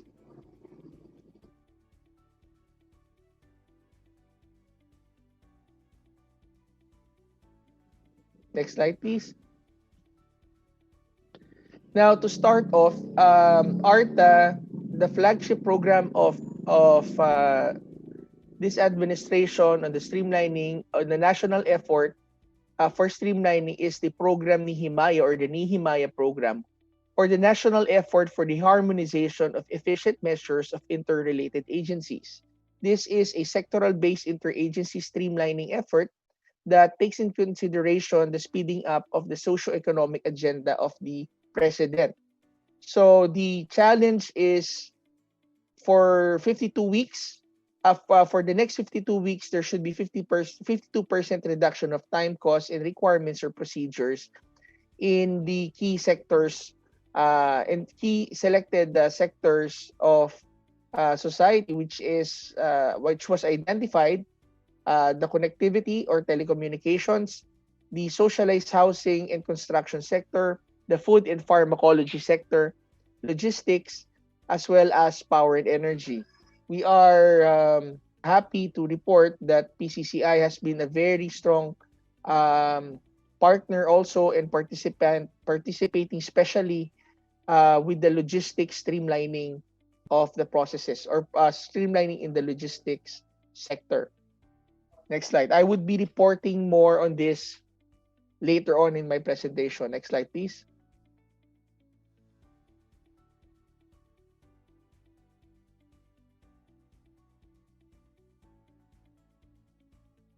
Next slide, please. This is just the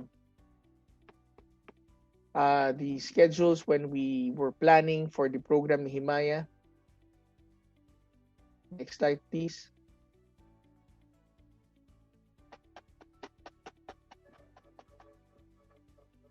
Okay, one of the things that ARTA has been doing is it is now leading the reforms for the submission of the ease of doing business ranking or the doing business report with the World Bank. As you might have known that since last year, the Philippines jumped 29 notches from the rank of 124 to a 95th rank in our global standing for doing business. And it actually tied the highest ever rank that the Philippines have had through this doing business survey. And we are really optimistic that as the administration of the president continues to push further for the ease of doing business, that we would be experiencing new highs in our doing business ranking. In particular, for this year, we are anticipating a very good scores, particularly on the enforcing contracts. Because now, as we know, that the Supreme Court have raised the jurisdictional amount for the small claims court to 400,000. Thus, cases having 400,000 or less um, value in it are now being dispensed with faster within 30 days. Next slide, please.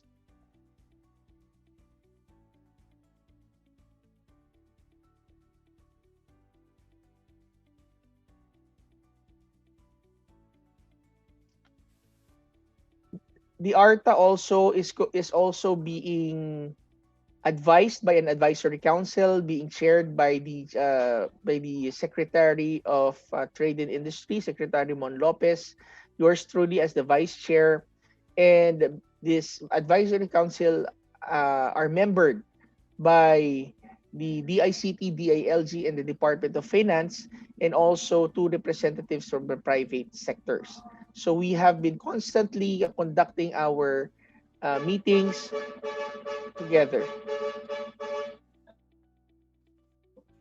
In fact, we just had our monthly meeting yesterday.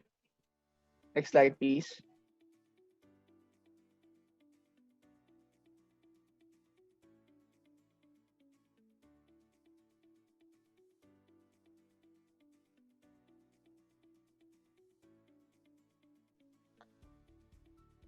Okay, so ARTA also launched together with the several government agencies the Central Business Portal.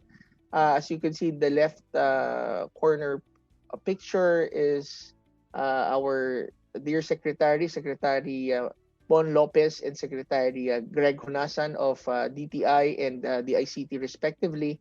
Um, and the Central Business Portal was formally launched last February 28, 2020. The Central Business Portal's vision is to create a central business platform where all business applications in the country could already be accessed through this single portal.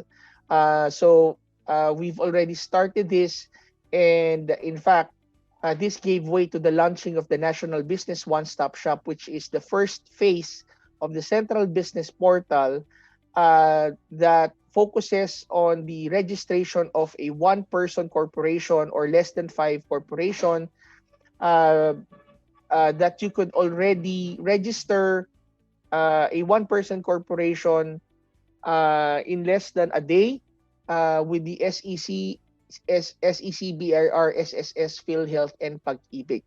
Hindi na po natin kailangan pumunta ng separately sa kanila because the National Business One-Stop Shop or NBOS, which is now located at the PICC and also available with the Central Business Portal. So this is just the first phase, and eventually other permitting systems and permits from other government agencies would likewise be accessed through the Central Business Portal. Yan po yung sinasabi ng ating Pangulo for us to make available the business permitting online. Next slide, please.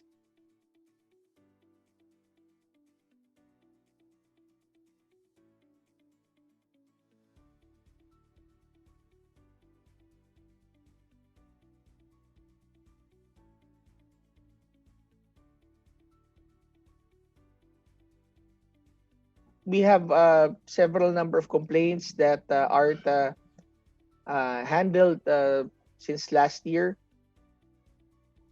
Next slide, please. Next slide, please.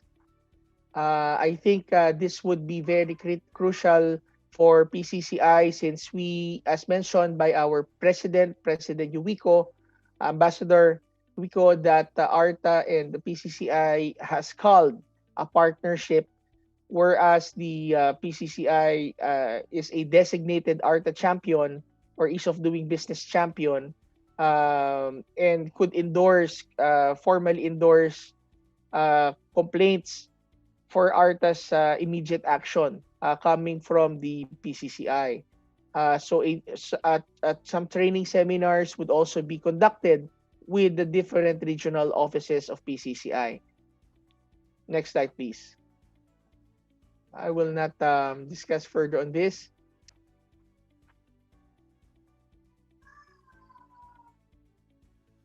Okay, this is one of the more exciting things that the law now offers, which is the automatic approval of pending applications. For everybody's information, and if you have attended previous seminars or webinars of ARTA, we have been emphasizing that there is now an automatic approval provision stated in our ease of doing business law. As stated in the law, that all government transactions should be classified as either simple, complex, or highly technical transaction. If it is only ministerial, then it is a simple transaction. If it requires analysis, it is a complex transaction. If it is involving public health and public safety, then that is a highly technical transaction. For simple transaction, 3 days only is the processing time allowed by law. If it is complex, it's 7 days. And if it is highly technical transaction, it is 20 days.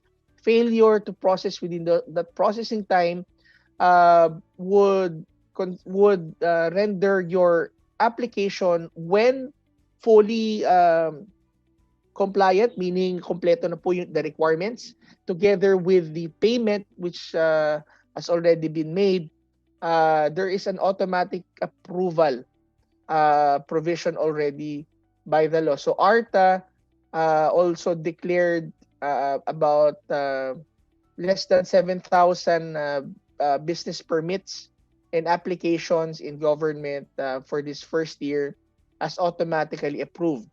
And later, I would also give a quick overview of what's happening with the telcos, because this is the same process that we are now applying and implementing based on the submissions of the tower companies and the telco companies. Next slide, please. So some local government units, ARTA already issued a declaration of completeness and automatic approval, national government agencies as well. cases have been filed already for against violators of RA 11032. Next slide, please. So I think this is not just 7. There's actually more that was filed already. For your information, some violations of RA 11032 are the following. First is the failure to process within the processing time of 3720 days. Second is the violation of the zero contact policy when a government office lets you go back more than once for a simple transaction, for the same transaction. That could actually be a violation of their zero contact policy. Failure to issue a receipt upon payment, and also fixing. Fixing is one of the uh, uh, greater sins under the RA 11032 that actually gives a criminal penalty, or that penalizes with imprisonment the violators. So these are just the list of issuances that are issued pre-pandemic and during the pandemic. I will not go through it one by one. Next slide, please.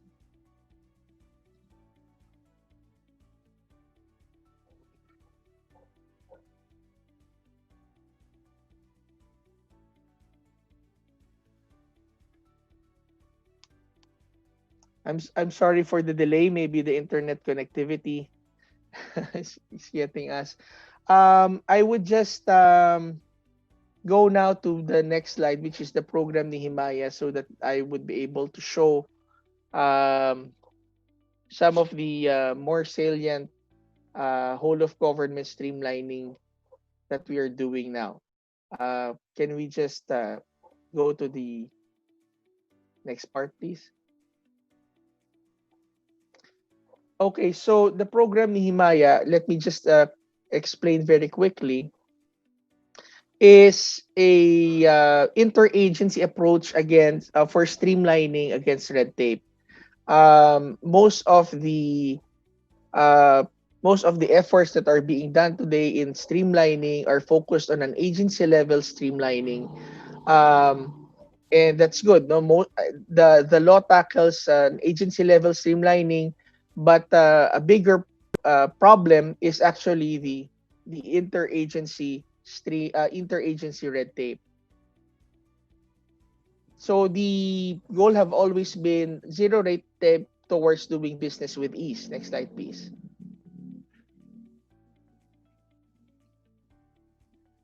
So as I mentioned, the battle against red tape is being waged at 2 levels, an agency level and an interagency level. Next slide, please.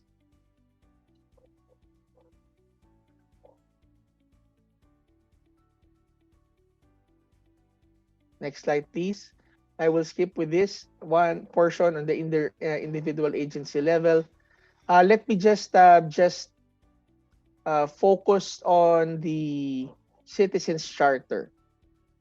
Okay. Next slide.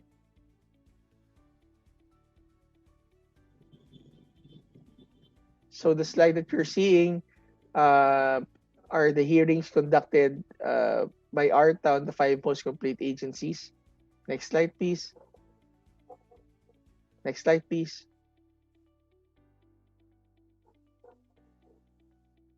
Okay. A little bit of emphasis on the Citizens Charter, because all government agencies is required to set up their respective and most current updated service standards, which is known as the Citizens Charter. This is always likened to a menu by which local government units ought to have a list, a checklist of requirements and services, procedures per services, who are the persons responsible for each step, maximum time per process, documents required, amount of fees, and feedback. If they add on this list, then they could be held liable. They're already liable again based on the RA 11032. So this is the very standard by which all government agencies should be holding themselves against for the public to see. So lahat po ngayon ng mga government offices are required and have been required to submit their citizens charter together with their streamlined process. So ARTA has been monitoring it. Next slide, please.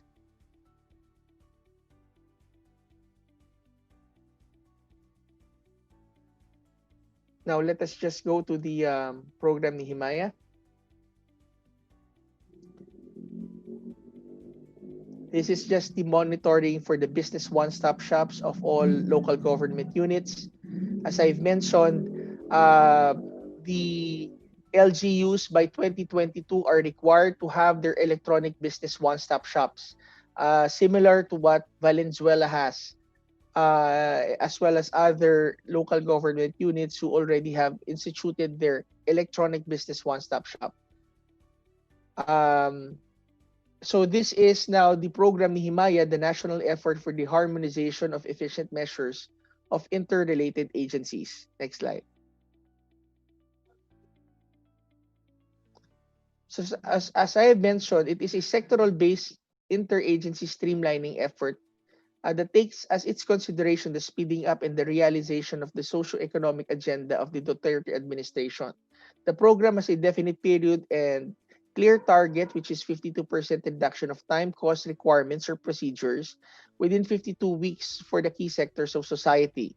So the reform of each sector are spearheaded by the different department secretary or secretaries whose respective departments exercises jurisdiction over most, if not all, of the sector. Next slide, please. Next slide, please. This is just the legal basis. So I did mention a while ago about the priority sectors for this first cycle of 52 weeks. Connectivity, telecommunications, socialized housing, starting a business in food and pharmaceutical industry, logistics, and power and energy. Next slide, please. Now, this is what we call the horror slide that we have been operating for many years now, for decades even. This is the interagency bureaucratic red tape that we have seen. On the telco connectivity, it's 10 offices and 60 regulatory requirements based on the stakeholders. On the housing construction, which is the socialized housing, according to HUD-CC in 2019, it would take 27 offices, 78 permits, 146 signatures, and 373 documents. And the food and pharma is 27 offices and 195 regulations. And on the power energy is 36 agencies and 476 documents. So this is the interagency problem that program ni Himaya is now addressing. Next slide, please.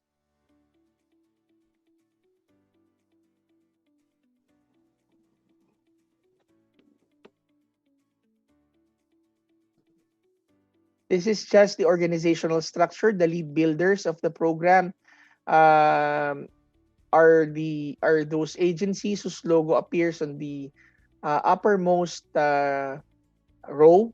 The Office of the Executive Secretary, ARTA, the Office of the Cabinet Secretary, the DBM, the ICT, NEDA, DILG, and the Department and the Development Academy of the Philippines. Next slide, please.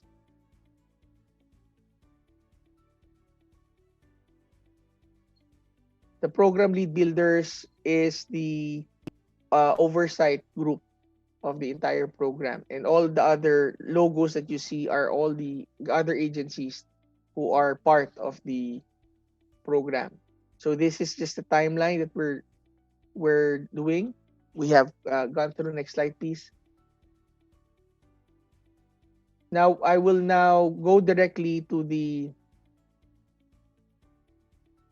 give you an update on the common tower, which would be my last item.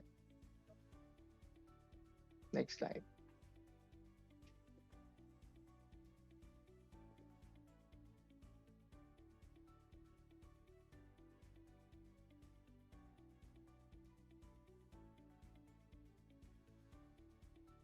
So last July 23, joint memorandum circular series of number 1 series of 2020 was signed by ARTA, DICT, DILG, DPWH, the SHUD, DOTR through CAAP, FDA, and DOH. So this streamlined and provided a guideline for the issuance of permits, licenses, and certificates for the construction of shared passive telecommunications tower or PTTIs, or what we simply call common towers. Next slide, please.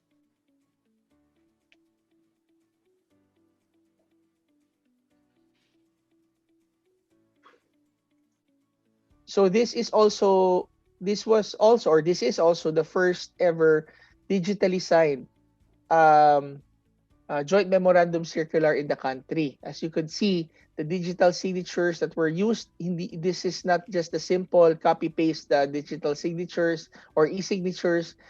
This was done using the PNPKI technology already available with the DICT. So we are also pushing government offices to already use digital signatures, which is perfectly safe and tamper-free. So that's part of the e-commerce push of the government today. Next slide, please.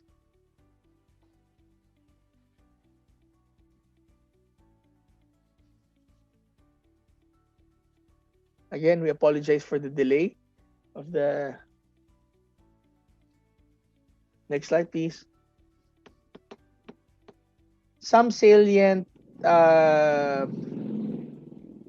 removals or procedures that were streamlined was the removal of Sangguniang Panglunsod and our council resolution as a prerequisite for the issuance of the license, the adoption of reasonable fees and charges in accordance with the DILG-DOF GMC 2019-01, the removal of the homeowners or neighbors' consent in the requirement for the issuance of a locational clearance through the revision of the HLURB locational guidelines. This was done through the new department, the Department of Human Settlements and Urban Development. Next slide, please.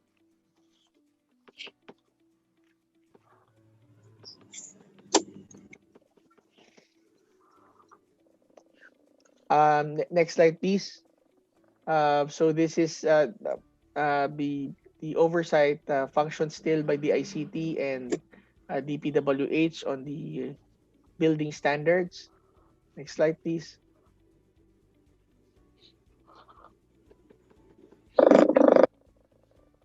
Also, a very important thing that was removed is the radio frequency safety evaluation report. It would only be secured during the installation of the cell site equipment and not during the construction of the tower. But the radio frequency evaluation report would be issued within 7 days. On the CAAP height requirement, the height clearance permit procedure was streamlined, and a mapping of identified critical areas is being firmed up, and there is no more requirement for height clearance when it is outside the critical area. Okay, so there's no more time, but I'll just show this is the result of the JMC.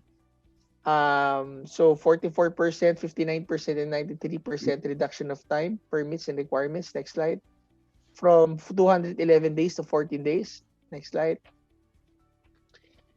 So, okay, so the same thing. Let me just say, as I would end my portion now, I would just say that currently we have already set compliance orders to government agencies, to LGUs, to automatically approve those pending applications, and many have already submitted. The telco, Smart and Globe has been submitting their pending applications in batches, applications which are fully paid for and complete in the requirements. And in the coming days, we would be issuing more automatic approvals. In some, the train of reform, the last slide, please. The train of reform against red tape is already on the move. It's actually gaining momentum as referred by the president during the SONA. And in it, the hopes and our aspiration for an e-governance uh, uh, run bureaucracy is really there. Everybody, each and every one of us, private and public institutions, should come together, because everyone who would choose not to join us would simply be run over. It is a very important and fundamental thing to understand that without streamlining, we cannot jump to automation, because we cannot simply automate red tape. We cannot simply put red tape as part uh, of the automated system.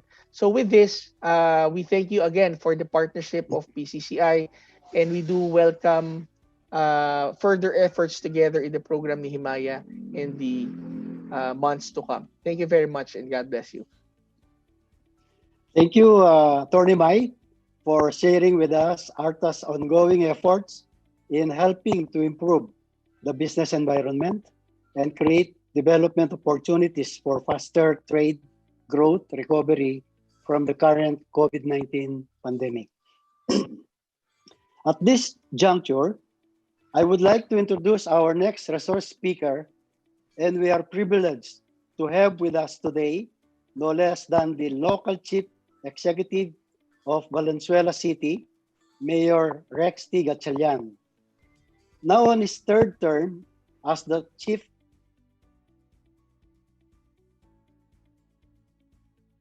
Lanos felt the remarkable improvements in their lives. The solid foundation of his public service is underscored by his governance platform, known as the 5 Pillars of Good Governance, which focuses on the essential needs of every Valenzuelano in education, health, and social welfare services, housing, economic development, and livability. Under his leadership, Valenzuela City has earned over 1,000 or 100 awards and recognitions for his innovations in good governance. These are the affirmation of the city's commitment in making Valenzuela City a truly livable city. As a result, the city of Valenzuela has become well known in the field of governance excellence, not just across the country, but also in other parts of the world. Ladies and gentlemen, a pioneer in delivering disruptive innovations in public governance, the father of the city of Valenzuela, Mayor Rex T. Gatchalian. Thank you. Good morning, and thank you for the warm introduction to all the distinguished guests who have spoken before me, and to all the people who are the men and women of PCCI. Maraming salamat po sa invitasyon na makasama ho kayo. Before I begin my brief presentation, I want to go through a video that will capture the very essence of Paspas Permit, the main topic why I was brought in this morning. So if you can play the video, please. Oh, akala ko mababayaran mo yung amilya sa City Hall. Tapos na po. Yung marriage certificate, birth certificate. Tapos na po. Di ba, mag-a-apply ka pa ng business permit. Tapos na po. 10 seconds lang po yun. 10 seconds? May paspas permit sa Valenzuela. Online permit system. Wala nang hintay-hintay. Yung pinapalaba ko sa'yo. Hindi pa po tapos? Well, that video is actually what Paspas Permit is all about. It's a short video because in Valenzuela City, you can get your business permit in as fast as 10 seconds. That's something that we can. That's something that's proven. 10 seconds after confirmation of payment, you are emailed your business permit. We believe that in Valenzuela City, we believe that that is the country's fastest business permit turnaround, and at the same time, we also believe that this is this country's only end-to-end, fully online system per business permit system there is in the country. But before I keep on discussing about Paspas permit, let me give you an idea as to why we came about it. Over the past couple of years, Valenzuela has been known as pioneer in streamlining business processes inside City Hall. Over the years, we've laid the groundworks with automation, cutting down on unnecessary requirements. And in fact, we are one of the pioneers of the post-audit system, wherein we get the bare essentials for requirements, and then as easy as 1, 2, 3, you can get your business permit. Late last year, we told ourselves that if people can actually shop online, if Amazon, Lazada, Shopee was able to disrupt our shopping habits by going online, or if you have Travelocity, Expedia, Agoda disrupting the way we book our vacations because everything's online, we told ourselves that it cannot be that the private sector has a monopoly over the word disruption. We believe that in governance, local governance, disruption can take place, and the local government units must start disrupting the way we do things. That's why, that being said, that we've laid down all the necessary groundworks for streamlining, we decided to put it online, and that's why Paspas Permit was created. Before COVID, the main struggle of a lot of our people was efficiency. Remember, we had massive gridlocks or traffics.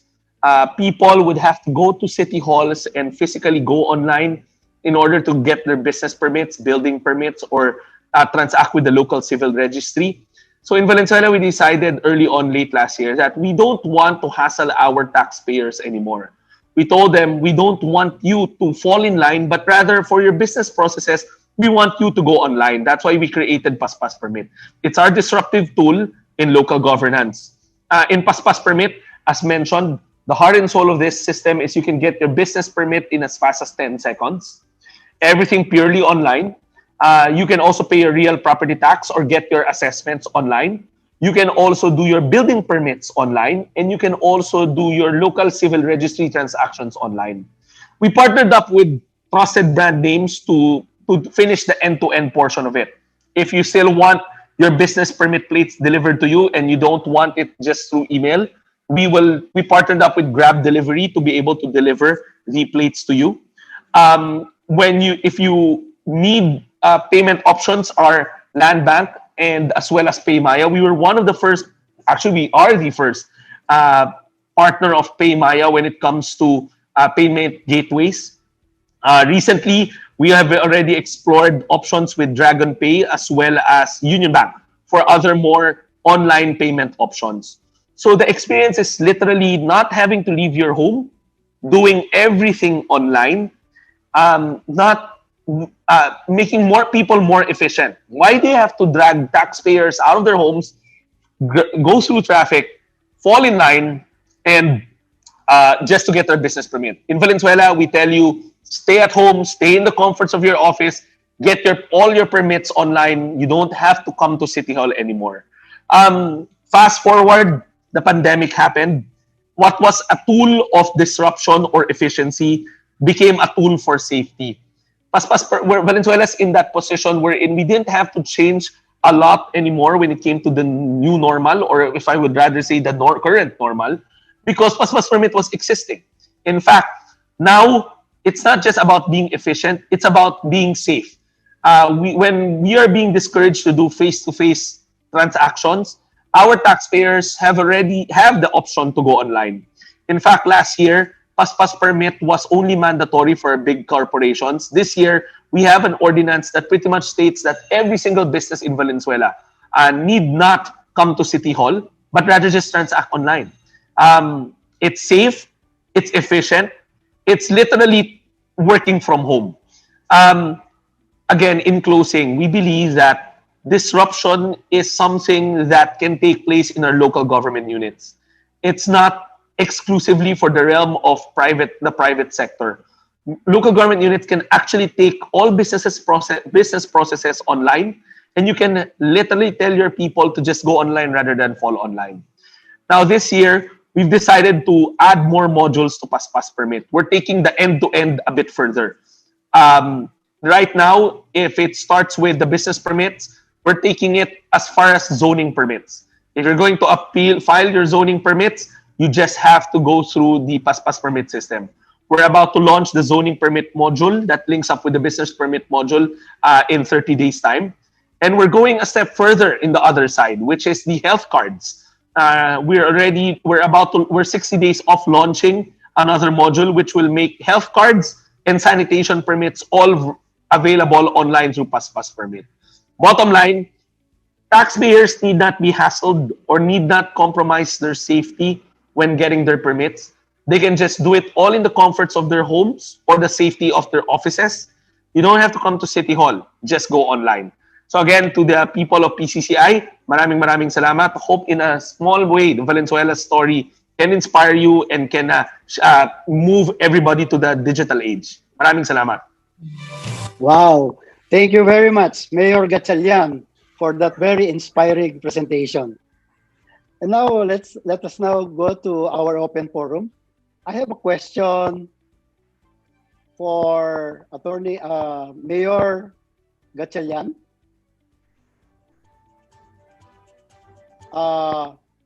Your Paspas permit project is very impressive. Did you see an increase in business permit application after launching this project? Let me step one step backwards.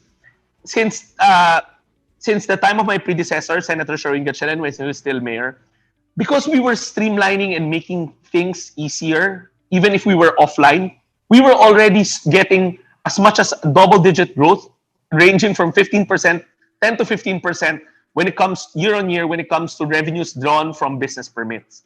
So imagine, we weren't online that time. We just simplified the requirements. Then it was as simple as bring a sketch of where you are, DTI registration or an SEC registration, and last, your barangay clearance. Then we will give you your business permit. Noon pa lang, nung pinadali natin yung mga requirements, pinabilis natin yung mga requirements ng pagkuha ng business permit, year on year, we were already getting 10% to 15% growth rate. Now, imagine, we also removed the barangay clearance. Kasi right now, the barangay clearance is also integrated in Paspas Permit. You don't need to go to your barangay halls to get a barangay clearance. So now what you're uploading are two simple documents, a DTI registration and a sketch of where your business is. Actually, we're already working on digital maps so that you just have to pin where your businesses are. So matitira mo na lang, isa na lang, your DTI registration or your SEC registration na i-upload. Now, this is something that I hope it continues. Fast forward the age of the pandemic. A lot of people are thinking that we will suffer decline in our business permit registrations. Quite the contrary, we're 100 million pesos up from last year in terms of business permits because people are actually paying. The divide, I would assume that a lot of people will still want to continue their business. What's happening, as mentioned a while ago by Secretary Domingos, is a temporary setback.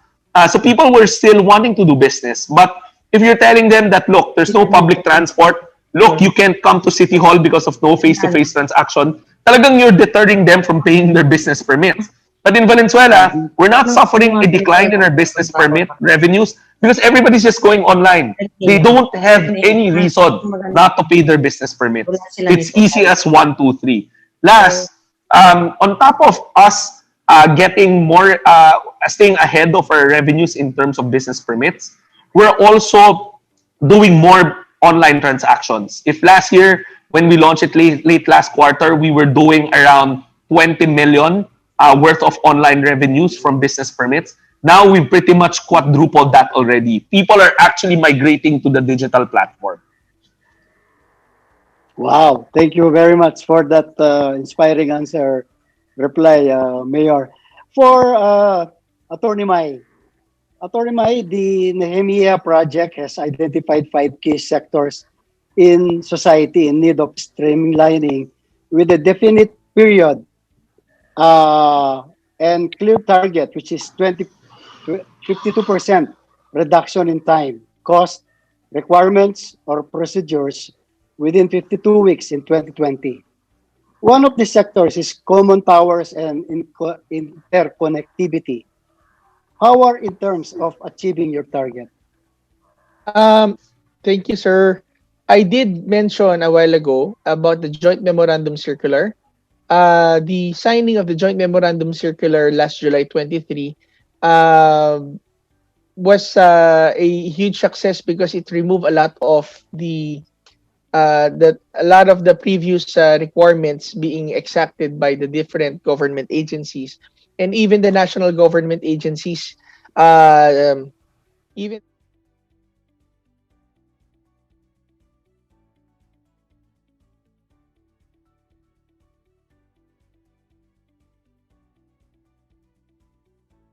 um, on the requirement for Sanggunian resolution, and even the removal of or the non-imposition already of the CAAP height requirements on areas of identified as not critical.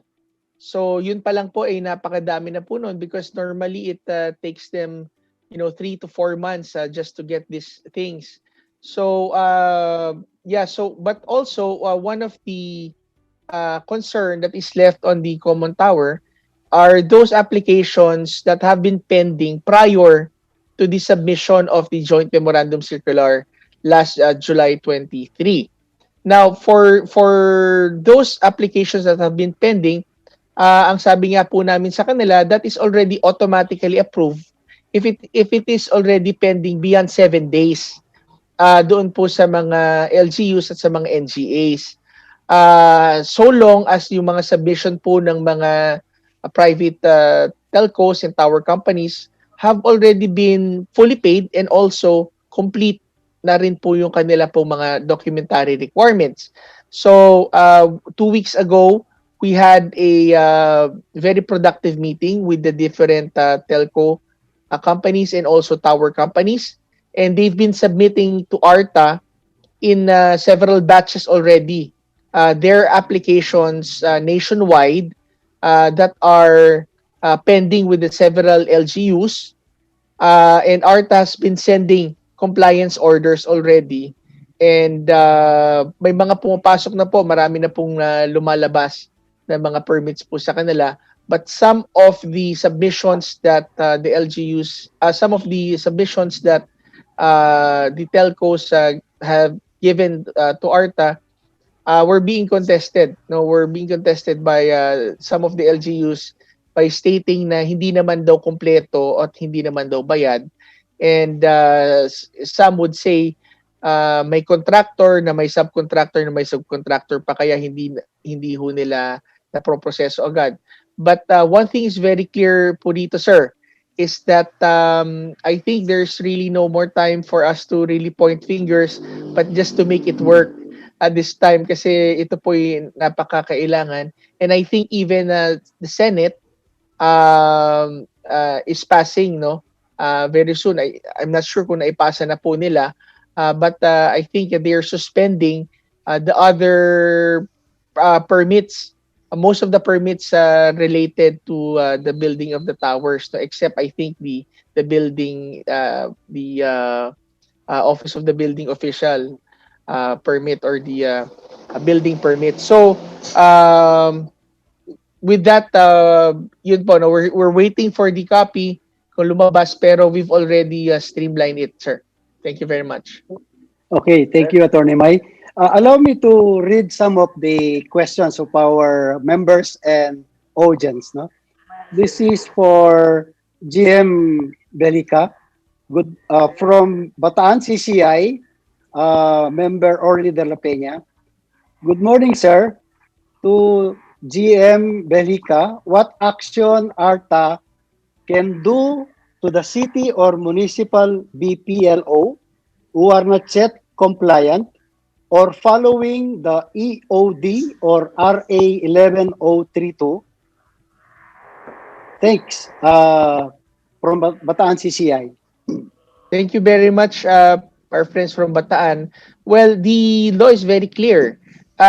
Yung atin pong tinatawag na ease of doing business law, uh, it also provided a very strong teeth. No, meron po siyang ipin, which states that for the violation of any of the provisions, a suspension of 6 months for the first time offender without pay. But for the second the commission or second violation, it would be dismissal from public service, forfeiture of benefits, and also may imprisonment po no 1 years to 6 years with fine. So ARTA, upon investigation, could actually be filing the case with the ombudsman or the civil service depending po sa kanila pong rank.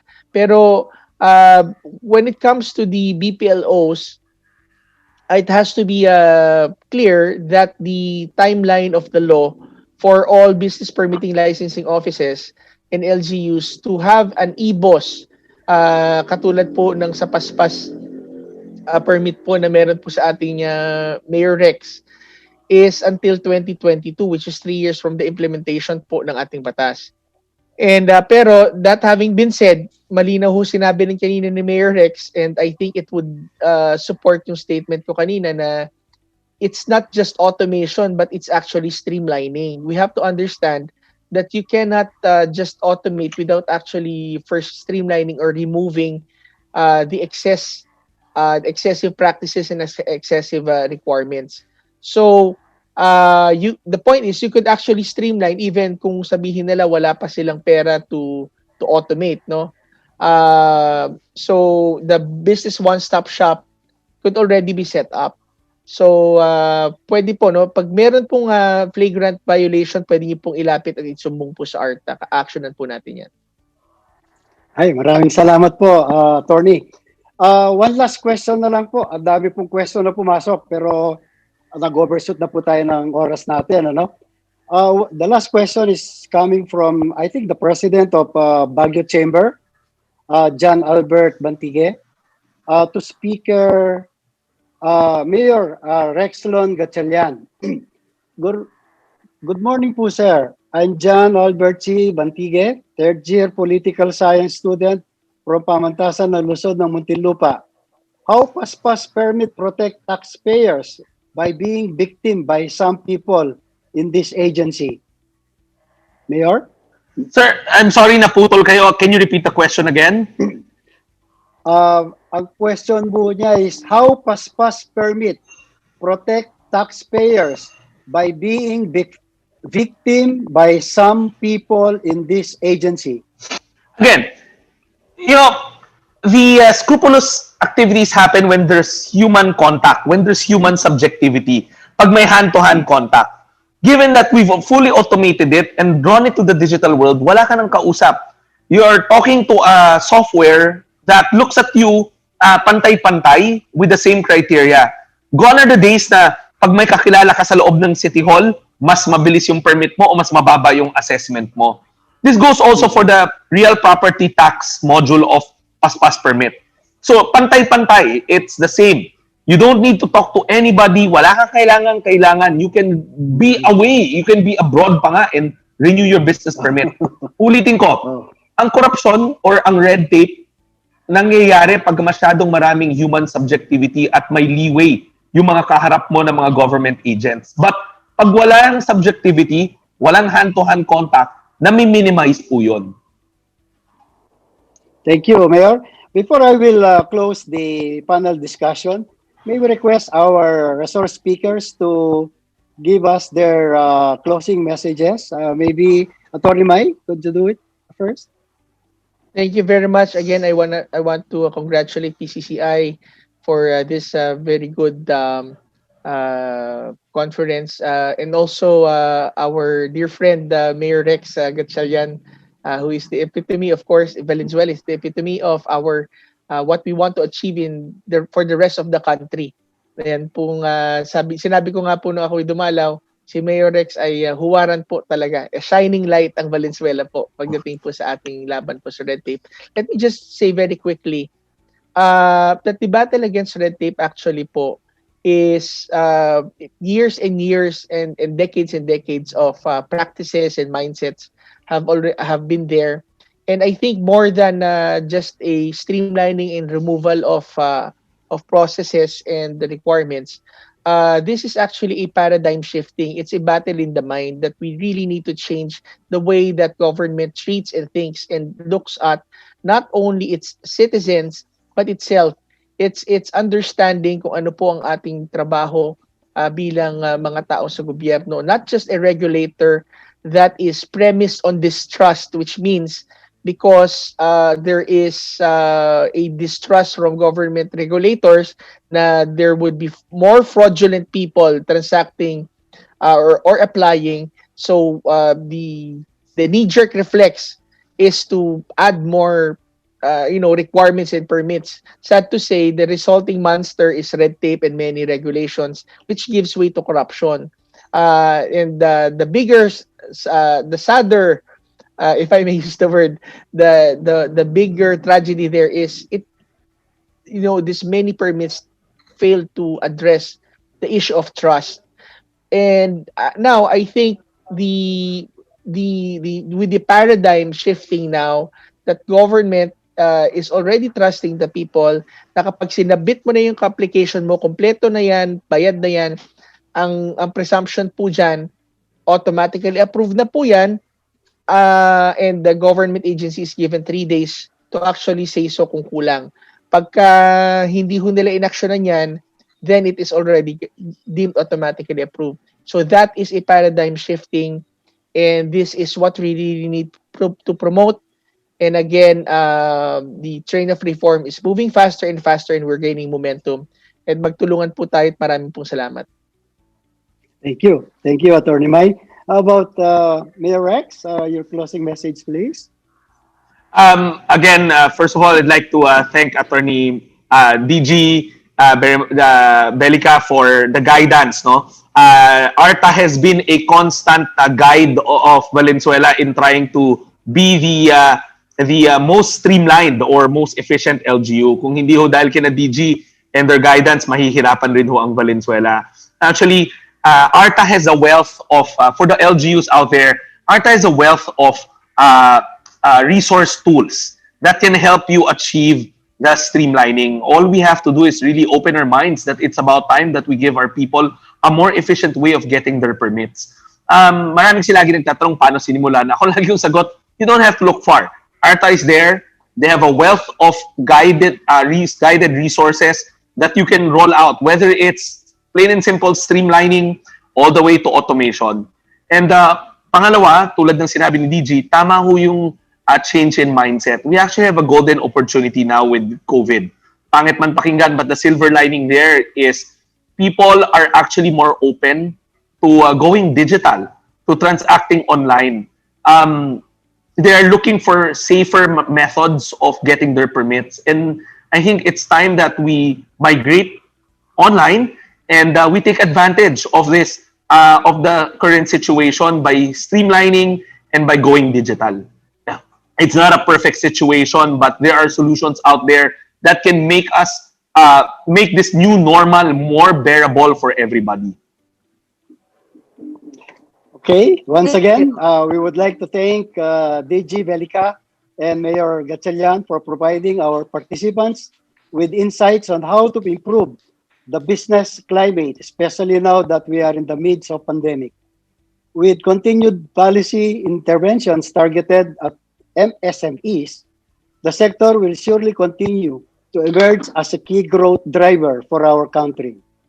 But before we close this session, I would like to request for resource speakers and North Luzon Area Business Conference officials for a virtual photo.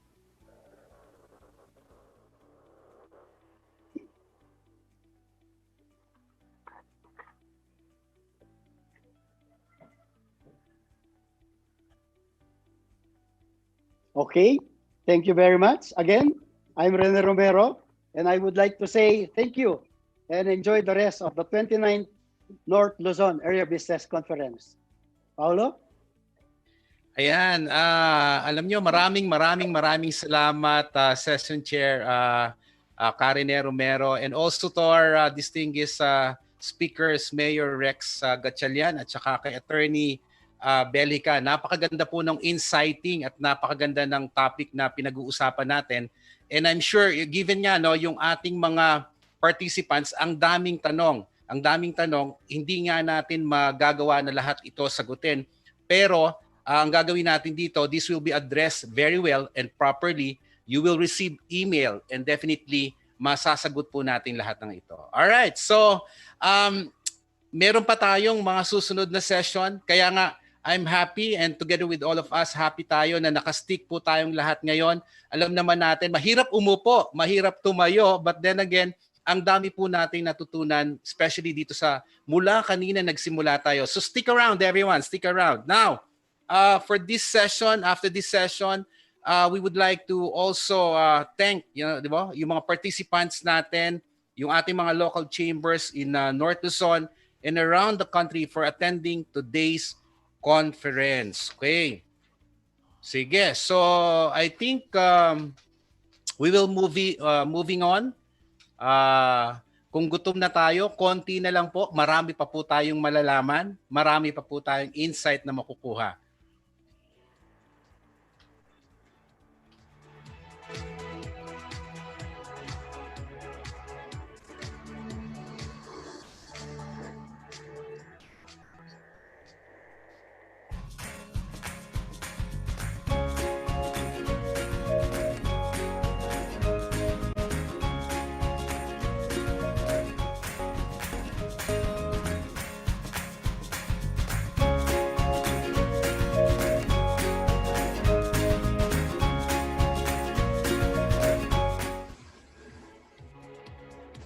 Okay.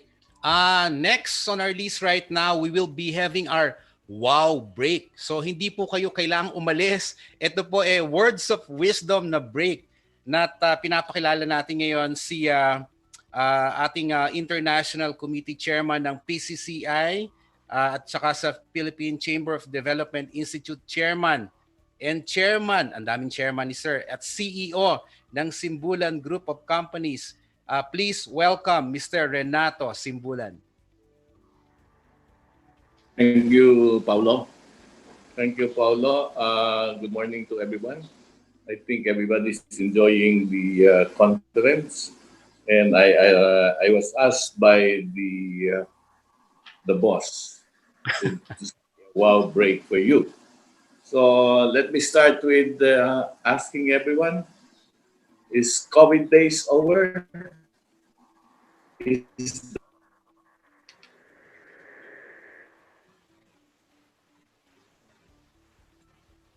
the solution?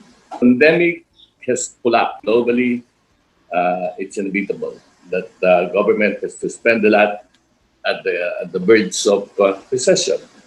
So the health problems has caused several disadvantage effects to us, more particularly to the businessman. But generally, it has created economic problems. It has brought us to financial crisis, not only on the country level, but on the industry or company level. Everybody is tied with money. Everybody is tied sustaining the operations of business. And to the people, there's a lot of unemployment. Well, as per AIPM, or what it is permitted, and to the capacity of the individual company, 50% is only allowed. So, with such a continuing problem, would bring about what? More problems, definitely. So, it will begin to have an increase in crime rate, starvation, hunger, poverty would always be bigger. So our programs, poverty alleviation, would have to bring us to zero again. So with such, I would have to say that there are really top problems. Well, and I have said this long, long time ago, in the early 20, say something like 2001 or earlier in 1997 during the Asian regional crisis, that there are top problems and the times will be tough. And I said, and I would remember and recall when I speak to conferences like this, I would always say and end my statement with tough times never last and tough people win. Yes, I think so. That we in business, as the prime mover of the economy, we have a lot of things to contribute. We would have to be the catalyst for change. Well, everybody is in a situation wherein, again, let me reiterate, we can make the difference. And how do we make that? Then I would say again, top problems or tough times never last, and top people win. So, as we would call ourselves the top ones, say we would have to take the point of never losing courage in terms of surviving the problem that we have now. So we have to have the courage. We have to stay up. We have to stay positive. And with such positivity, while the positive results of testing among the populace is getting higher, we still have to stay positive. So with such, we should not lose courage. We should be united in terms of our undertaking, and surely we'll have to move forward. And a bad habit of pointing fingers would have to be changed, and to make the difference, let's point the fingers to us. Point the fingers to ourselves. And as you point the fingers to you, let's act to contribute to mitigate and solve the problem. And with that, I would always say that the sun will shine tomorrow. It will be brighter with hope and faith that as we put in hand to each and everyone in the community, we can make the difference. And a brighter tomorrow will always be available. So it's wow to everyone. Let's embrace and do together, unite for a solution and not dwell on the problem. Magandang umaga po at maraming salamat. Thank you. Ayan, very encouraging words of wisdom. Wow na wow talaga from our very own Mr. Rene Simbulan. Maraming salamat, sir. No? At this point, everyone, our PCCI North Luzon Regional Governors, LCCI Presidents, and ABP GG Simbulan. Sabi kanina ni Mambing, gorgeous. Dapat meron ding generous GG Simbulan. Extend its gratitude to the following PCCI Board for attending the 29th North Luzon Area Business Conference, Ambassador Benedicto Yuico, Mambing Limhoco, Mr. Rene Simbulan, Mr. George Barcelon, Mr. Sergio Ortiz Luis Jr., Mr. Ed Lacson, Dr. Alberto Phoenix, ABP Delia Jimenez, ABP Clarin Tobias, ABP Gay Alegrio, Miss Nina Mangyo, Mr. Bernardo Benedicto, RG Joe Tayawa o PCCI NCR Central Sector, RG Tess ng Tian of NCR South Sector, RG Sally Lacson of Region 4, RG Julie Senense of Eastern Mindanao, past AVP for North Luzon Robert Lim, Alfonso Lau, and Nelson Yuchong Tian, Miss Nora Lacuna, Mr. Ruben Pascual, and other LCCI presidents from NCR, South Luzon, Visayas, and Mindanao. Yan. Maraming salamat po for all your support. As we move on with this program, everyone, the 29th NLABC would like to thank the following. Siyempre, without this support, kailangan nating pasalamatan ang ating mga partners, Cleanway of Herma Group of Companies, RG Simbulan and Partners Corporation of Simbulan Group, our major sponsor, Subic Bay International Terminal Corporation, and our sponsors, Royal Crest Cement Corporation, McKinney Food Corporation, and LX Events Pro. Maraming salamat po. Okay, tuloy-tuloy na tayo ha. I'm sure everyone is ready for our next session, and to give an overview of our second session and to introduce our resource speaker, is the President of Bulacan Chamber of Commerce and Industry. May we call on, sabay-sabay po nating i-welcome si Miss Cristina Tuson.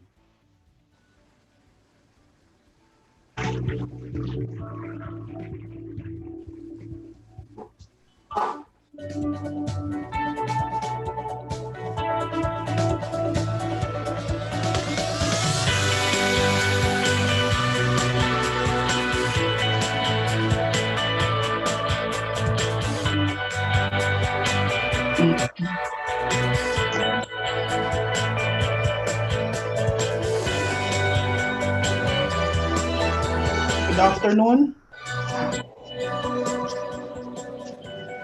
Good afternoon, ladies and gentlemen. Today, we have gathered here for this interesting session because we believe and recognize the importance of strengthening public-private partnership in these challenging times. The global health emergency brought about by COVID-19 has cast a shadow of a looming economic crisis on the global economy. The Philippine economy has officially plunged into recession as GDP shrunk by 16.5% in the second quarter of 2020. Government may have done its best within its resources. Now, more than ever, we are faced with the reality that government cannot do it by itself. Public-private partnership is anchored on the original Filipino trait of bayanihan. It has been proven that a deeper participation of the private sector in government leads to achieving unity in diversity. Let us listen to two of the most credible personalities to speak of how a strong PPP can facilitate a speedier and effective economic recovery and ultimately achieve resiliency. To start our session, may I call on our first speaker. He is the incumbent governor of the province of Bataan. At a very young age, he has been exposed to rigors of political life, and he started to take the challenging prerequisites of his vision by entering the political arena and public service. When he assumed the gubernatorial post in 2013, the provincial adopted the vision that by 2020, Bataan will have the lowest poverty incidence resulting from quality growth. Attaining top-level Human Development Index in the Philippines, he visioned of achieving a high level of economic growth that is inclusive, efficient, and sustainable through excellent public service in taking a concrete shape at a fast rate. Yet, the hardworking governor is not resting on his laurels yet. There is more to come, and Bataeños will always be the winners. The LGU of Bataan, through the leadership of Governor Abet, has all able to receive the most business-friendly local government unit award for Province Level 1 from the Philippine Chamber of Commerce during the 44th Philippine Business Conference and Expo in 2018. Ladies and gentlemen, let us all welcome Honorable Governor Albert S. Garcia.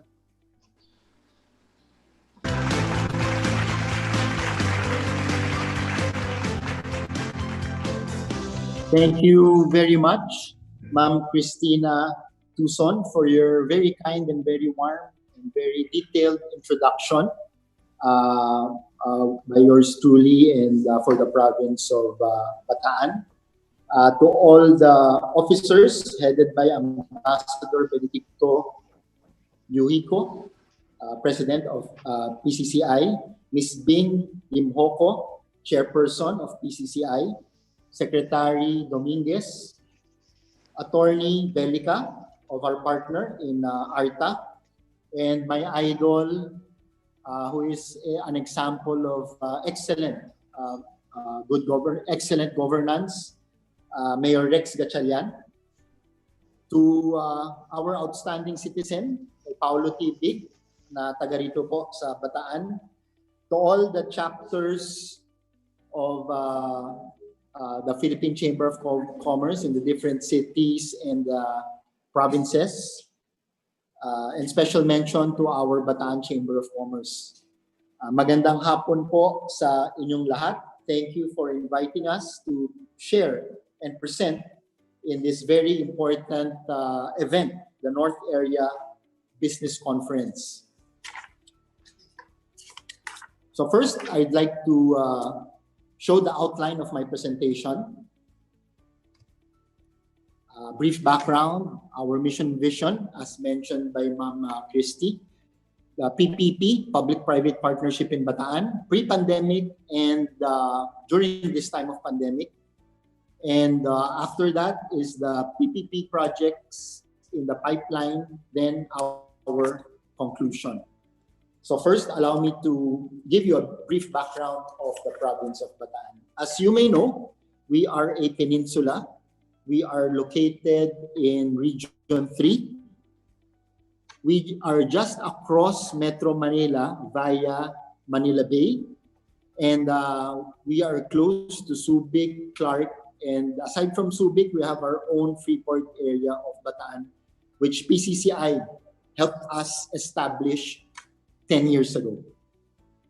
We are connected by highways, aside from the ferry going from all of Asia to the province of Bataan.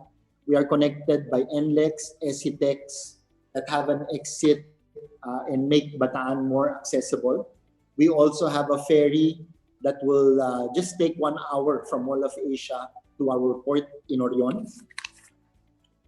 And we are lucky because aside from agriculture and fisheries being a peninsula, we also host a lot of economic zones and free ports, namely Hermosa Economic Zone, SBMA, Bataan Technology Park, Mount Samat, Tieza, Tourist Enterprise Zone flagship project, PNOC Alternative Fuel Corporation Industry or our petrochemical zone, DND Arsenal, which is now a defense economic zone, and one of the fastest growing free ports in the country, also one of the newest, it's the Freeport area of Bataan or FAB.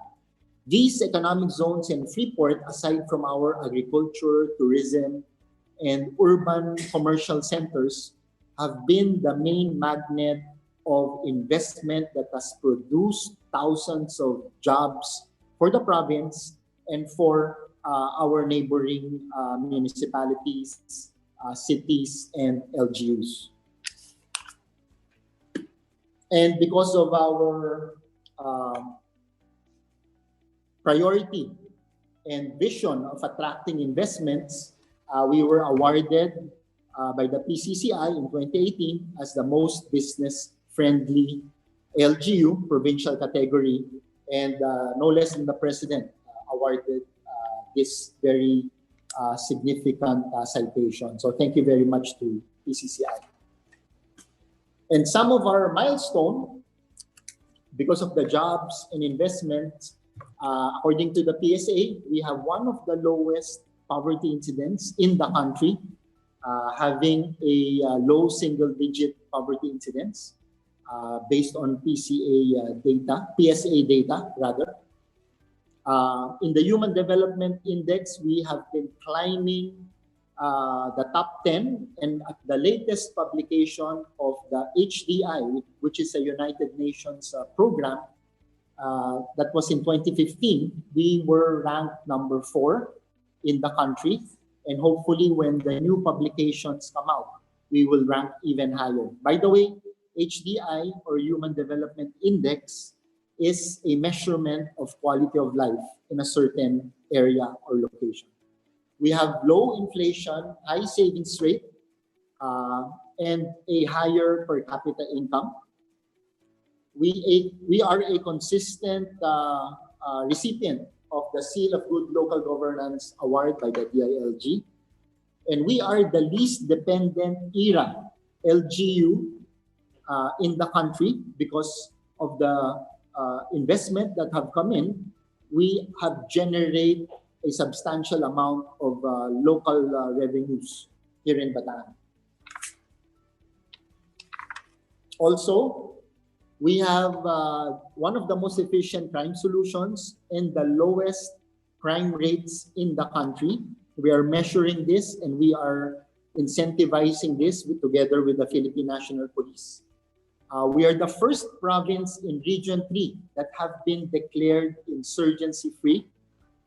We are the very first province to be declared drug-free. And based on the BLGF data from the DOF, we spend the most per public school student in the country among all the provinces. Our vision and mission, as mentioned earlier by Ma'am Christie, is that by 2020, Bataan province will have the lowest poverty incidence resulting from quality growth and attaining top-level human development index in the country. And our mission is excellent public service towards a better quality of life for all. And being true to our vision, of course, in order to provide jobs, we need investments. And we need resources. So aside from local resources, we also seek a lot of support from the national government, from the national resources, but also that is not enough. So we also market and promote Bataan to get much needed investment. And one avenue is through the public-private partnership. Can you go to the previous slide? So we had the PPP ordinance in 2017 investment center. I think this is the first investment center among LGUs, and its primary mandate is to enable and facilitate public-private partnership and investments in Bataan. Because you may have the ordinance, but who's going to work and facilitate for these investment and partnerships to come in and establish their business in Bataan. So we created the PPP Center, and it has worked very well for us. Next slide, please. Also, I think we are the only province that is PPP ready, not only on the provincial level, our component city level, our 11 municipalities, and also the 237 barangays. So we made all our LGUs adopt by their legislative bodies the PPP ordinance. So even up to the smallest barangay level in Bataan is PPP ready. Next slide, please. Pre-pandemic, we had so many projects with which I want to breeze through in this presentation. First, it's a 24,000 square meter new Capitol building, which we call the Bunker at the Capitol, a partnership with a Malaysian company where no government money was spent for the construction of this project. This will be the new Capitol building, and it will house not only the provincial government offices, but also the national government agencies in Bataan. Next slide, please. And together with this building, we created, since the national government is there already, we created a one-stop shop here in the Bunker. And the purpose of this one-stop shop is to unite and to put all the government agencies, from the national government to the local government, under one roof one system, then single window application, then eventually connect to all the municipalities, then eventually, katulad nung sinasabi ni Mayor Rex, sa cellphone na lang po lahat. And of course, we cannot jump from where we are now to the applications in the cell phone. That's why we strategize to do the step-by-step. The one roof is already existing through the bunker, and we were working on the partnership with the different national government agencies and LGUs when the pandemic hit. So after the pandemic, we will pursue this goal. And after we do that, we will have a single window application, then connect to all the municipalities. So whatever transaction that you may need from a national government agency or local government unit that you have to avail in the bunker, you can avail in your own municipality by interconnecting. Then eventually, we will go to a cell phone application. So this is also with partnership and with the help of ARTA. Also, another very significant PPP is our ferry service, which connects Bataan just 45 minutes to 1 hour to Metro Manila. We know Metro Manila is still the hub of economic activity, and to connect to Metro Manila traffic-free in just 1 hour results in many economic activity in the province. So this has been going on for about 2 or 3 years now, but we had to stop because of the pandemic. But also this is a result of a PPP. Next is the service delivery network. Bataan is one of the premier implementer of the universal healthcare. And pre-pandemic, we were working on our service delivery network with partners in UP so that we can interconnect public health to curative health, interconnect the hospitals, which is our tertiary healthcare facility, to the primary healthcare. And also, aside from this connection, we also partner with a Taiwanese corporation that will help us distribute health cards to all our citizens for better services. So this is the Uricare. The JV agreement has already been signed, but the principals from Taiwan couldn't travel to the Philippines because of the pandemic. But this will go on as soon as the travel restrictions have been relaxed. Also, our representative have amended the original Freeport law, which created the Freeport area of Bataan, wherein PCCI was a major player in helping us pass that very important legislation. So it made us competitive, but our congressman and representative, Congressman Jose Enrique Garcia, even amended this law and made it even more competitive. So it was passed last year, signed by no less than our president, and this makes Bataan even more competitive in attracting investments. So essentially, this new amendment increases the jurisdiction and the powers of the Freeport area of Bataan, making it more attractive and competitive in getting much needed investments. And because of the expansion, even this time of the pandemic, every board meeting of our Freeport Authority, we have been receiving a lot of applications for new companies, new locators, and new proponents in the expansion of our Freeport. So an example is the expansion in Pilar by no less than the company New San Jose Builders to build a township, industrial, residential, and port facility.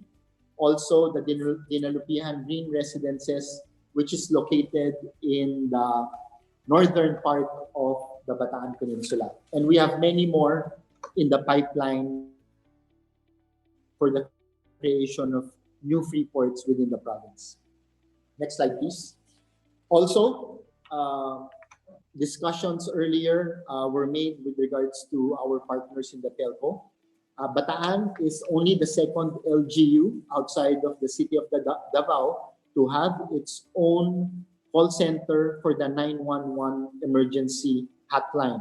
So our response, whether it is a peace and order problem, a health problem, or a problem with fire, our response is within seconds or within a few minutes in the entire province. You just have to dial, whether you have landline, smart, or globe, just dial 911 and our call center will answer it immediately. So this is in partnership with PLDT, Smart, and Globe. Also with the NPC. So this is another picture of our command center. Our main spine, or our Silk Road in Bataan, the Roman Expressway, which we have widened, we have put lights, and we also have put CCTV cameras in the 70-kilometer Silk Road of Bataan. And you see the video wall in our command center, which our operators are monitoring 24/7, and we are recording everything. So in case there's an incident, it's easy to go back and solve the incident. Also, for connectivity, we have a MOA with ComClark or Converge to lay down fiber optics across the Bataan Peninsula, around, I should say, because in the Manila Bay side and also in the West Philippine Sea side, or the backdoor area, which will bring Bataan more connectivity to our offices and also our people.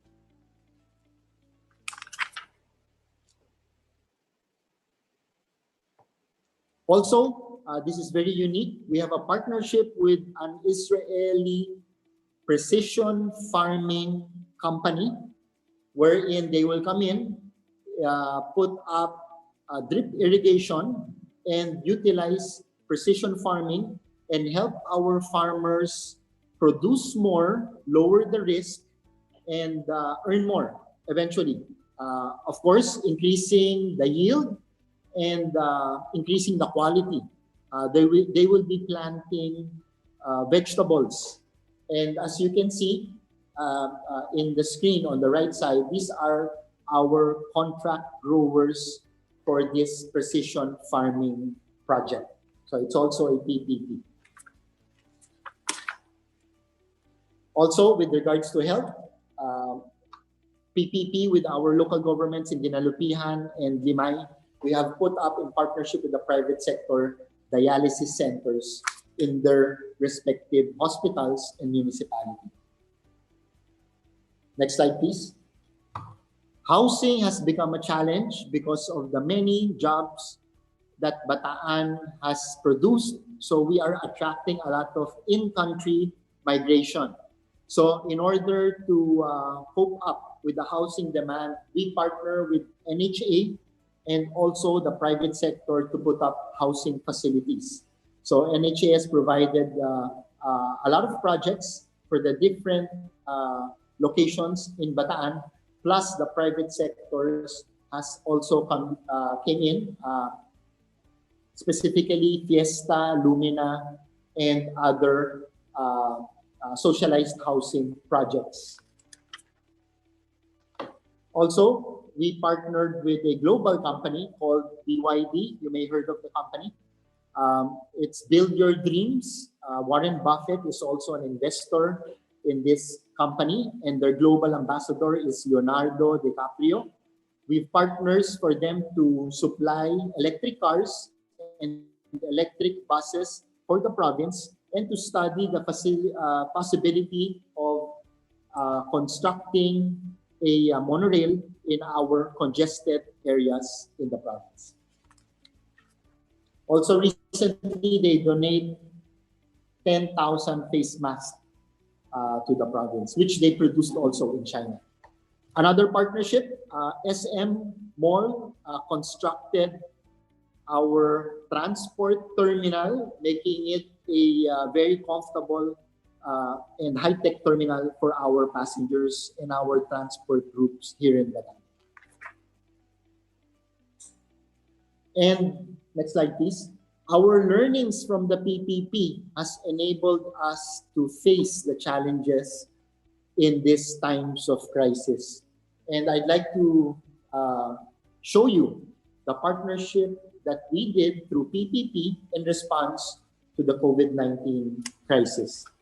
So first, with our partners in the command center, which laid down CCTVs along Roman Expressway, we asked them to lay down more CCTVs in our borders so we can monitor better the LSIs, the OFWs, the seafarers, and the APORs that have been entering our province that may carry the COVID virus and infect the people in Bataan. Next slide, please. Since we dedicated our Apex Hospital as a COVID-dedicated hospital, a lot of our indigent patients that got used to the service with no money out in our Apex Hospital, they couldn't go there anymore because it was dedicated for COVID. So what we did is that we partnered with all the private hospitals in the province, designated social workers, so that our poor citizens can get services, medical services from the private hospital and receive financial assistance from the government so that they don't have out-of-pocket spending or very minimal out-of-pocket spending. So this is an ongoing partnership with all the private hospitals. Also, our Apex Hospital, together with the DOH and the provincial government, was able to establish, even in this time of pandemic, a 50-room public hospital within the capital compound to cater further to our indigent patients.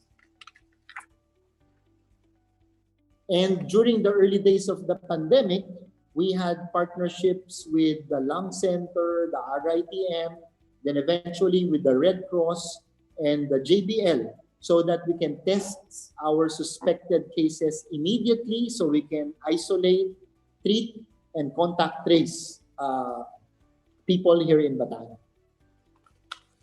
And then eventually we were able to come up with our own RT-PCR, which has done wonders for our communities, the private hospitals, and for the people of Bataan. So our tests will only take 1 day and we will know the results. So it has helped us implement our safety measures better. And we are not satisfied with just 3 PCR machines. We are also creating and establishing another RT-PCR in the Mariveles District Hospital to cater to the workers of the Freeport area of Bataan. So we can balance opening up of the economy and keeping our people healthy. Next slide, please. We are also in partnership with GetPass. This is an application which you can download in Apple App Store and Google Play, and also in websites if you don't have a smart device. So we will use this to manage our borders better. So we are doing the dry run right now, and probably in a week or two, when we implement this, when one would enter Bataan, one would have to present a QR code in our checkpoints so that we will know if you have complied with all the health requirements. And this will be received real time in our command center, and it will also be received real time in the barangay health emergency response team, so that we will know and monitor, we will be able to monitor all the visitors that are entering the province of Bataan.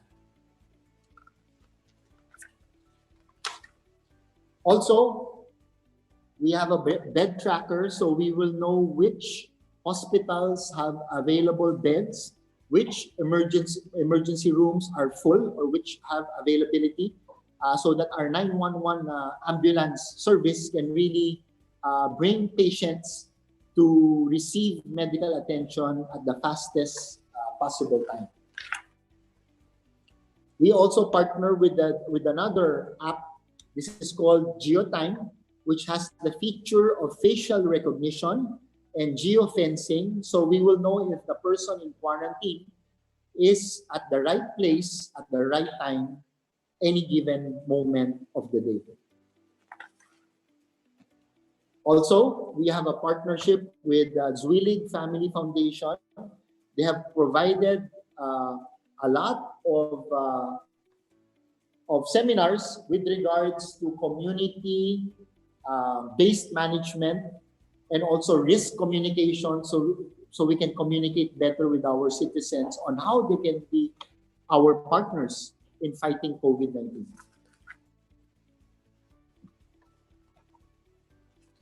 Next slide, please.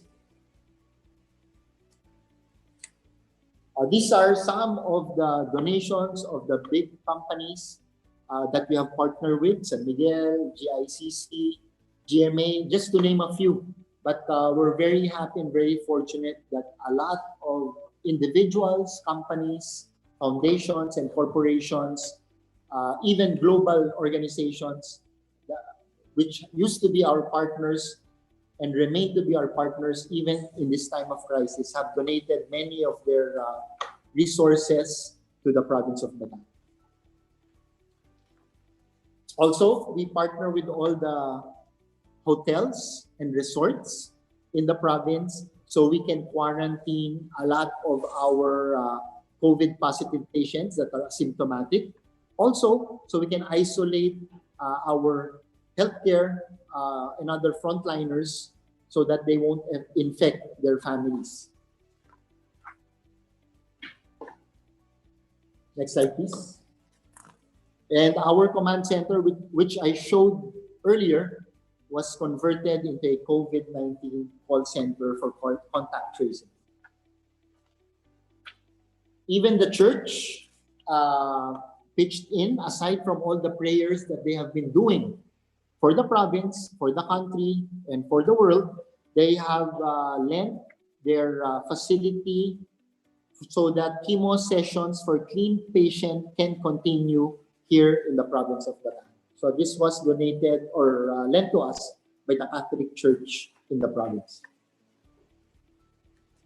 Transport groups like Genesis and the buses from our resorts like Kamaya Coast was also made available to transport not only frontliners but also ROF or the returning overseas workers. And we are also converting a huge facility into a mega processing, isolation, and quarantine facility. As you can see in the picture, this project is being rushed and hopefully it will be finished in a month's time. And once finished, it will house 400 to 500 isolation and quarantine facilities here in the province of Bataan. So we can centralize our personnel and our logistics that has been spread all over the different quarantine facilities. That's why it's a challenge to manage at this point. Also, in opening up of the economy, we have partners with the different locators and companies in Bataan so that we can open up the economy. So these are the call centers have opened up that is under the new protocol in Abukay, in Balanga, and in Mariveles. And also the manufacturing, which gives thousands of jobs to our people and from the people from neighboring provinces, have started to open up under the new normal. And at present, there are 30,000 workers in the Freeport, thousands of workers in Subic, and thousands of workers in our economic zones like Hermosa and the different economic zones in Bataan that have been working and have been putting food on the table for our residents here in the province. And for our MSMEs, we continue to partner with the national government agencies. And what you see in the picture is the partnership with DOST for the One Bataan Handicraft Industry Ecosystem. We also have a partnership with DTI and our Provincial Cooperative and Enterprise Development, which handles the MSMEs. So this ecosystem will provide support to MSMEs from design, packaging, labeling, manufacturing, marketing, and logistics, so that they will have more income and they will grow their MSMEs to even bigger and higher level. Another partnership with the MSMEs and another proponent is the One Bataan Smart Business Directory project, which partners with GICC, that will put the formerly Yellow Pages and make it digital for the province of Bataan. Right now, we already have around 20,000 establishments that have their information in this digital Yellow Pages, so that we can have a global market even for our MSMEs that will promote their business and even promote the entire province of Bataan. So this project is still ongoing. Next slide, please. Also, I mentioned the ferry. We will have our promotion, tourism office, as well as MSMEs product promotion office in the Mall of Asia, connected by our ferry. So our MSMEs in Bataan can promote their products not only in Mall of Asia but the entire Metro Manila. And with regards to transporting their products, eventually we will use the ferry, which is very convenient, efficient, no traffic, to transport their goods to and from Bataan and Metro Manila. And all our MSMEs are excited about this project. Then for our projects in the pipeline,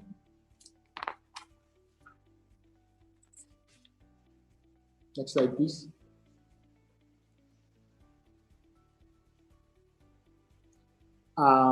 We already have lights in the whole stretch of the Roman Expressway, CCTVs, patrols, and other features. So right now, we will even enhance it by putting smart and intelligent and clean solar lights along the 70-kilometer Roman Expressway. So we will be able to manage this more efficiently. And this is a PPP with a private proponent here in Bataan. So this project will be implemented very, very soon. Also, next slide, please. We have, just like in EDSA, you have experienced this. This is the no-contact apprehension. With no cost to the government, QPACs will install intelligent cameras that will implement no-contact apprehension along the Bataan Expressway. No cost to us. We will just revenue share from the fund that will come in. Next slide, please.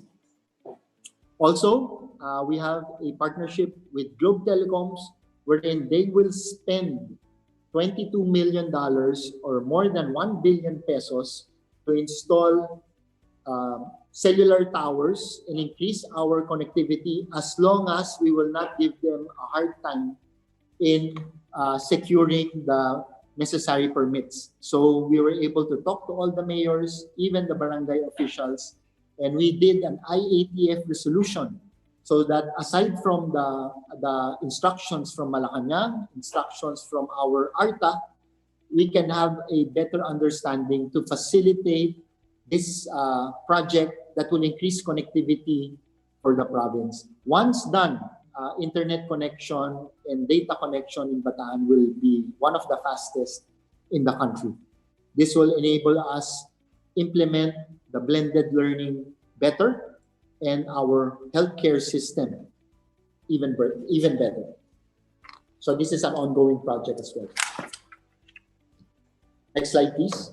Also, I mentioned earlier our bunker, wherein Malaysian companies spent for the project, a 1.2 billion peso project. Next in the pipeline is the Bataan Convention Center, where it will be constructed this year, and it will be able to house 8,000 individuals to push the MICE tourism of the province. Together with our existing people center, this convention center can house up to 15,000 people. So it's a good addition that will further the economy of our capital city, which is Balanga, by pushing tourism, MICE tourism, and even esports in the provincial capital. The next partnership we're looking at is a 5-star hotel that can make use of these facilities and can be hosted within our provincial government compound. Next slide, please. Also, I mentioned the Freeport area of Bataan. This is located in Mariveles Bay, also facing Manila Bay. Therefore, we are the only free port in Manila Bay, which is still the center of trade for our country. So we envision the construction of an international transshipment hub in Manila Bay, hosted by the Freeport area of Bataan. And right now, our PPP Center have several unsolicited proposals by big global companies, and they are doing their due diligence so that eventually we can give the original proponent status. Then once the contract is signed and awarded, probably early next year, this project will commence. Next slide, please. And to complement the project, you may have heard about this. This is a priority in the Build, Build, Build program of our national government. Once done, it will be the longest bridge in the world outside of China, connecting Bataan and Cavite, but further connecting Region 3 and Region 4 and NCR, the fastest growing regions in the country, 42 million people, $262 billion in GDP, and growing double digit every year, pre-pandemic.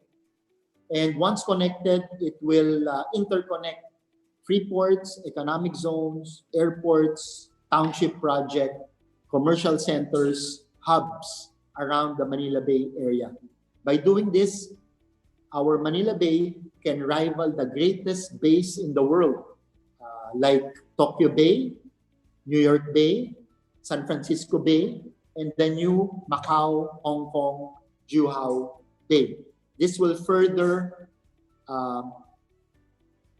enhance our economy by lowering the cost of trade in our country and will make the Philippines even more competitive. So this project can be done by a combination of ODA, procurement, and PPP. Next slide, please.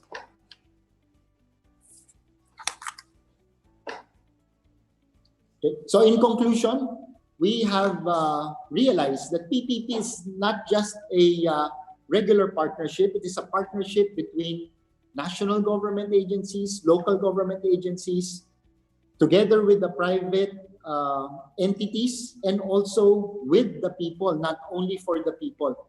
Because in COVID, we really need the people if we are going to survive this pandemic.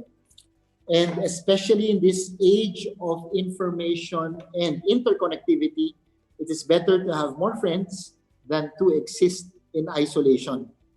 This holds true during normal or pre-pandemic times, and even more so during extreme or very trying times like this time of crisis. Collaboration, teamwork, and partnerships with the national government, the private sector, the church, and the people have helped Bataan survive and keep our heads above water thus far. Moving forward, these strategies will help us coexist with the virus without overwhelming our health system, and it will allow us to open up the economy to a certain extent, providing jobs and livelihood for our people. Then ultimately, I believe PPP will help us defeat COVID-19. So this concludes my presentation. Maraming salamat po sa PCCI, BACSI, at maraming salamat po sa ating magigiting na frontliners. Wow. That's very, I was overwhelmed with your presentation, Governor, and I'm sure our participants overwhelmed also with your a lot of projects, activities, partnership with other foreign countries. Thank you very much for that very insightful presentation on how Bataan was able to generate investment through collaborative partnership with the private sector. Napakagaling po talaga. No wonder why Bataan is ranked number 4 with human development. So maraming salamat po. Truly worth emulating. At this point, we are privileged to have with us today no less than the hardworking father of City of Manila, Honorable Mayor Francisco Dumagoso Moreno. On his first term being the local chief executive, Mayor Isko has done a lot to clear up City of Manila, the country's capital, and move to restore its cultural heritage. He became busy for the next few months clearing up operations at Recto, Juan Luna, Divisoria, Quiapo, areas in Manila known as the havens for sidewalk vendors. Mayor Isko promised a 10-year infrastructure program for the city, which includes tourism, healthcare, traffic, and jobs. A neophyte in the job, he earned praises from some national officials. The Manila LGU has become a remarkable model among other cities in the metropolis. He has intensified COVID-19 initiatives to help contain the outbreak of COVID-19. He focused on the social health programs at the same time, partnering with the private sector to help fight the ongoing pandemic. Mayor Isko is one of the leading political idols in our generation. Ladies and gentlemen, let us all welcome Honorable Mayor Francisco Isko Moreno Dumagoso.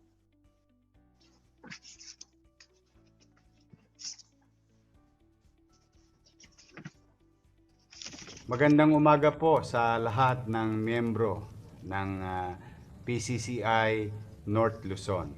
Ako po ay natutuwa na ang inyong samahan ng mga negosyante sa North Luzon ay itinutuloy pa rin ang mga naplano na ngayong taon. Alam po ninyo, napakabilis ng 2020.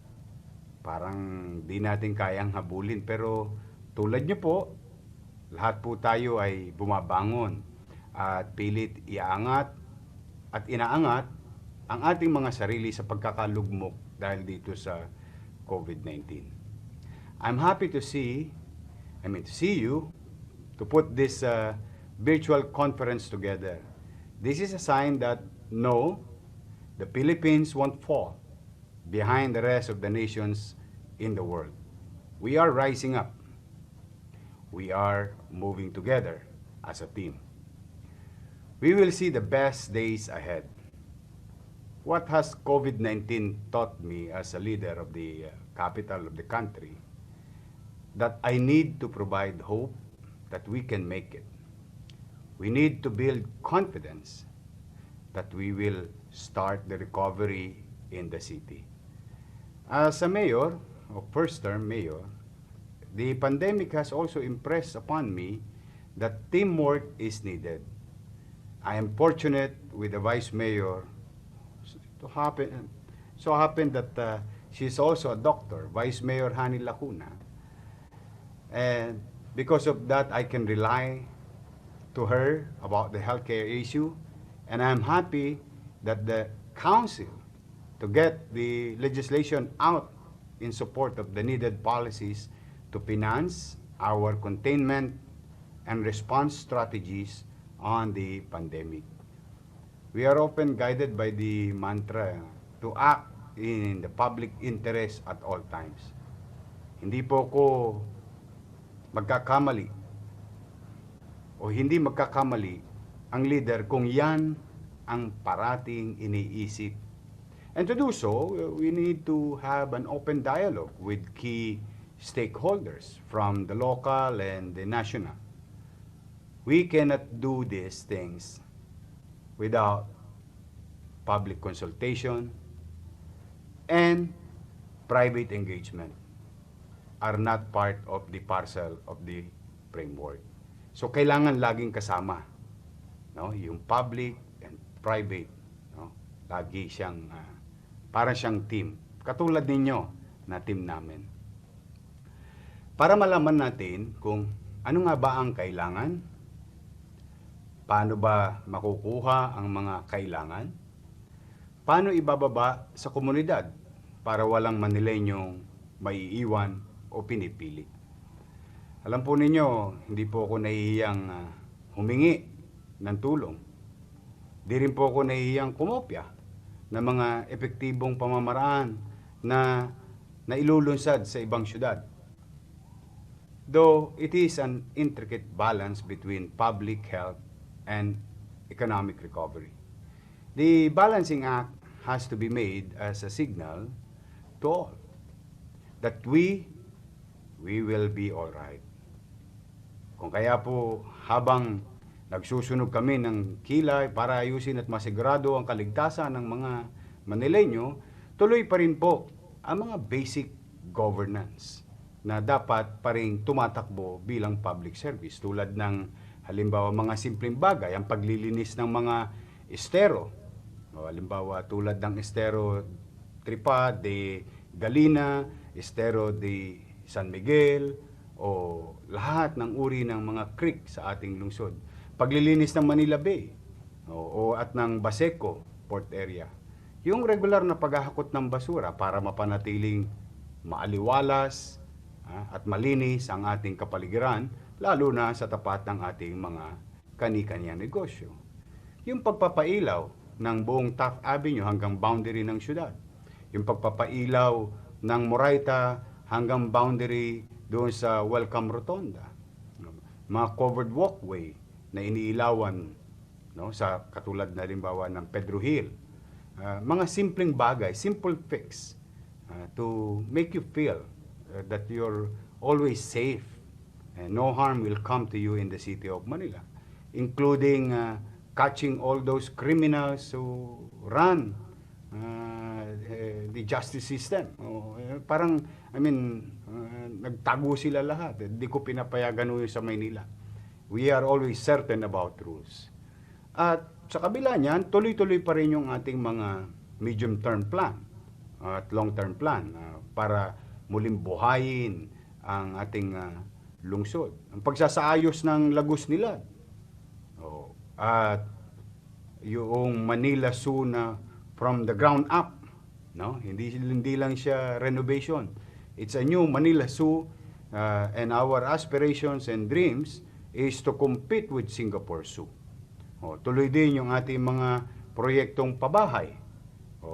Nandyan na yung Binondominium 1, Condominium 1, Condominium 2 para sa mga informal settlers na alam naman natin napakarami sa lungsod ng Maynila.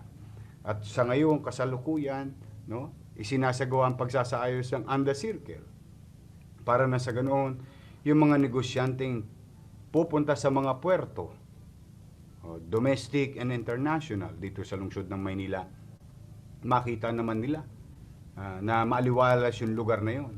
at bilang support namin sa Intramuros, including simple fix like making our drivers in the streets of Manila during nighttime by putting solar stud the way I saw it in Amsterdam or Netherlands. These are simple fix that make you feel that you're always safe, hopefully, in the city of Manila. At marami pang iba, no? We have stood for open governance. That's why you can see me always, every day, informing at the very least the public on important decisions that we make. No, we learn much from public consultation. It is not the leader that knows everything. Sabi nga ng isang kasabihan there is no monopoly of knowledge. It is through listening and learning from all conversation. We build and learn. We listen and lead. And that is what we did in the launching of the first, I think I can honestly say, first and only in the country with an end-to-end solution. Ito yung ating Manila Mobile Portal o yung Go Manila as our pitch for economic recovery. No more no long lines, queues, tsaka pixel. Mawawala na yun. And, you can do business with the City Hall in the confines of your homes or offices.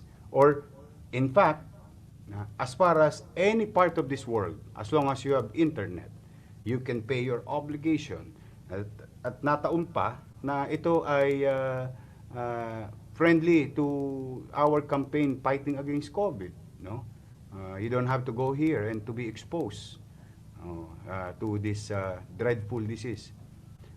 It can be accessed through online or your mobile phone. The touch point is clear and direct. And that is a product of a lot of engagement with the private sector, which some of you here ay nakita ko at nakausap ko. Try it. Use it and let me know how your experience was. Go Manila is our business continuity strategy. No? Anyway, malapit na. Ilang linggo na lamang, mararamdaman natin Pasko. In fact, kung ako nagkakamali, mga a little less than 11 days from now, we will hit the start of the bear months. Malamang, mapapakinggan nyo na si Jose Marichan. In fact, marami na mga memes sa kanya sa internet. But, no matter what happened, transpired in the past months, or hardship in life that we have experienced, there are so many things to be thankful for. Let us do that. We will surely have a different Christmas, but we will welcome it with a deeper meaning. Ladies and gentlemen, I am sure that we will bounce back. I am definite that tomorrow will be better. I am certain that we will have better days. You know why? Because we, Filipinos, are resilient. And look what you have accomplished. What you have accomplished today, despite of all the challenges, here you are meeting together. You are the manifestation of that collective DNA. We just have to work together. Be disciplined and do our contribution to laying the brick in rebuilding our nations. Tayo po ang gagawa ng pagbangon dahil nasa atin kung paano matatalo si COVID-19. Disiplina, malasakit, pagkalinga ay napakalaga. To be a citizen under the new norm means to do our share. Protect our families. Support our communities. For example, mask is a mask. Now it's a law in the city of Manila. Shield will protect us. Physical distancing is a temporary inconvenience, but washing our hands is very elementary. Mga simpleng bagay, tulong na natin sa pamahalaan. Ito'y mga kusang pagdidisiplina at kusang pakikiisa at patuloy na pagdinig o trying to submit ourselves to policies and guidelines. And I think, tingin ko naman, mas malaki ang tsansa na kapag ang mamamayan at gobyerno nagkaisa. I tingin ko makakaraos tayo. Madami na tayong delubyo, aberya na naranasan. But here we are today. Kaya nga bagay na dapat natin ipagpasalamat. No? At may awa ang Diyos. Tingin ko makakaraos rin tayo. So muli sa inyong lahat, PCCI North Luzon, thank you for this invite. I am happy to see you and to learn from you on how North Luzon is coping up. I know when business people and entrepreneurs meet, the country is made better. Mabuhay po kayong lahat. At again, paalala ko, no? Wear mask, if possible with shield, wash your hands most of the time, and practice physical distancing. Cooperate with or without authorities. Pag malasakitan ninyo ang inyong sarili kapag nasa labas kayo ng inyong mga bahay, para nyo na rin pinagmalasakitan ang mga mahal nyo sa buhay sa loob ng inyong kani-kaniyang tahanan. Mabuhay ang PCCI North Luzon. I wish you all success and good health. No? At may awa ang Diyos. May awa ang Diyos. Makararaos din ang lungsod ng Maynila. Makararaos din ang ating bansa. Makararaos din ang mundo. Pagpalain nawa kayo ng poong may kapal. Thank you, Mayor Isko Moreno, for sharing your wonderful endeavor and experience in helping and inspiring the people, not just the city of Manila, but the whole country by your LGU's best practices and initiatives in this time of pandemic. Moving on.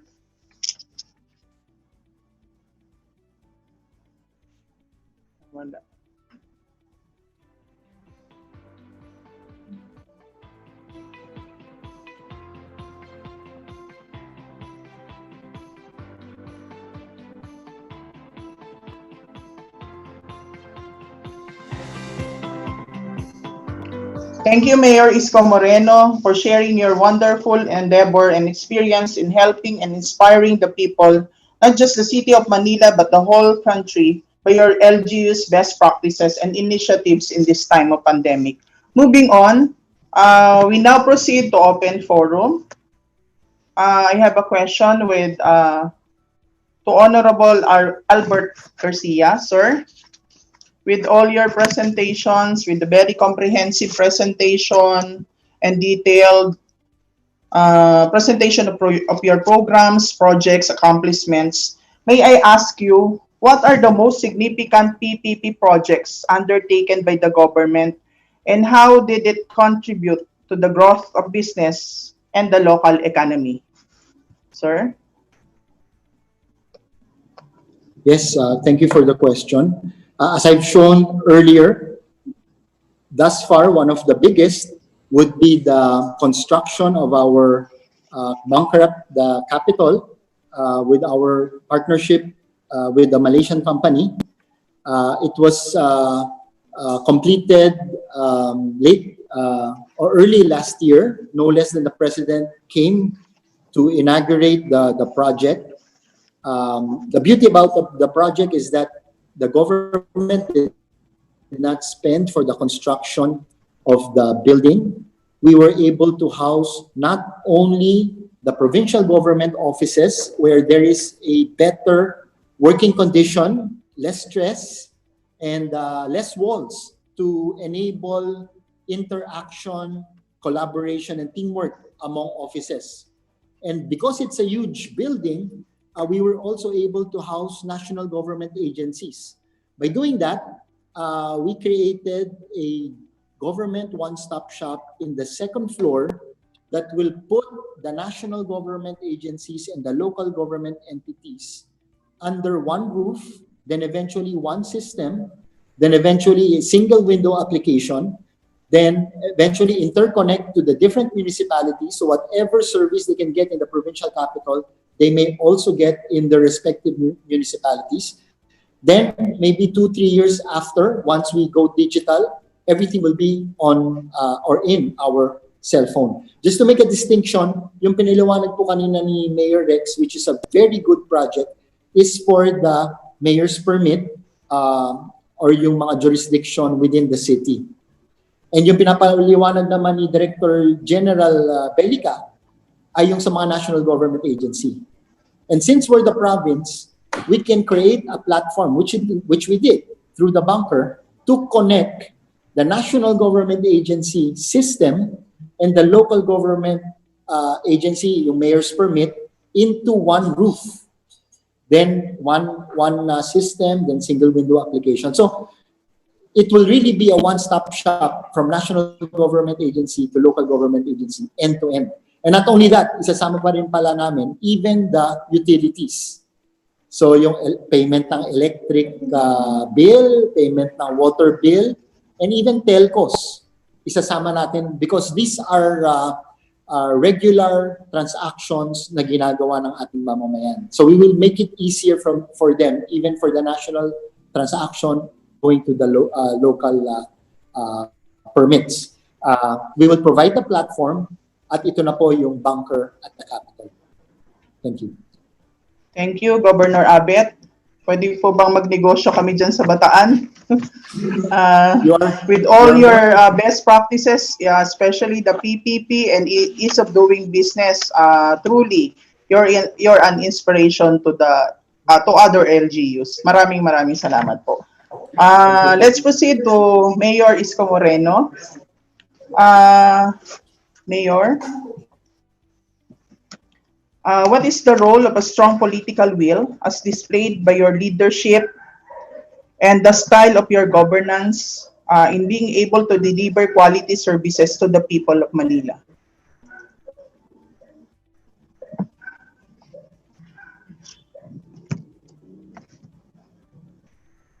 Mayor Isko, or are we now?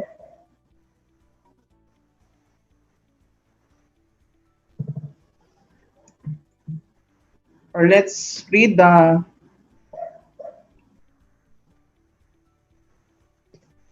okay. We now proceed to a reading of questions in our chat box.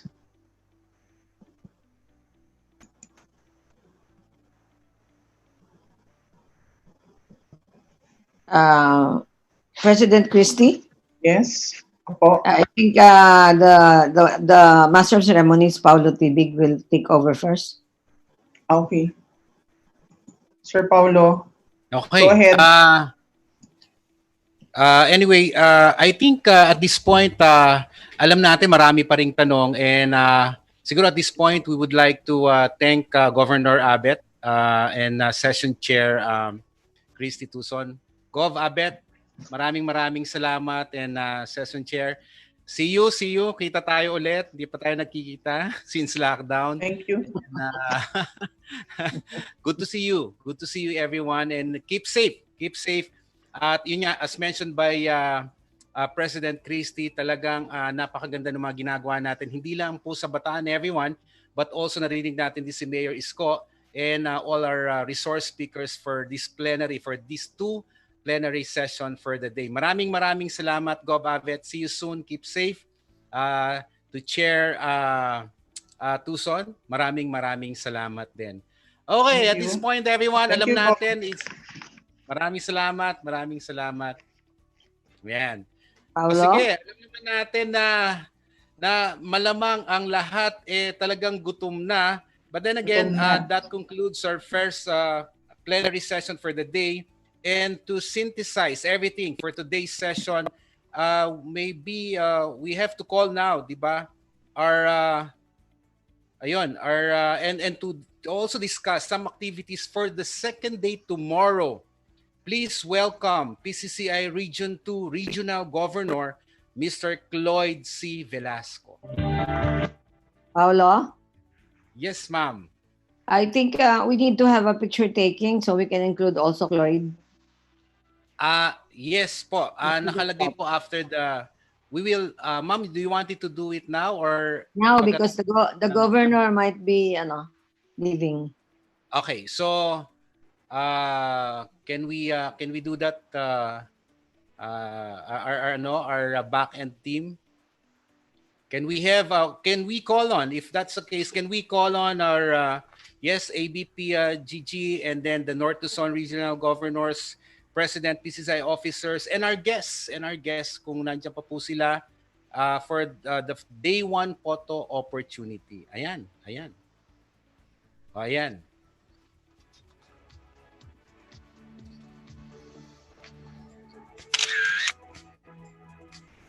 Meron na ba? All smiles, everyone.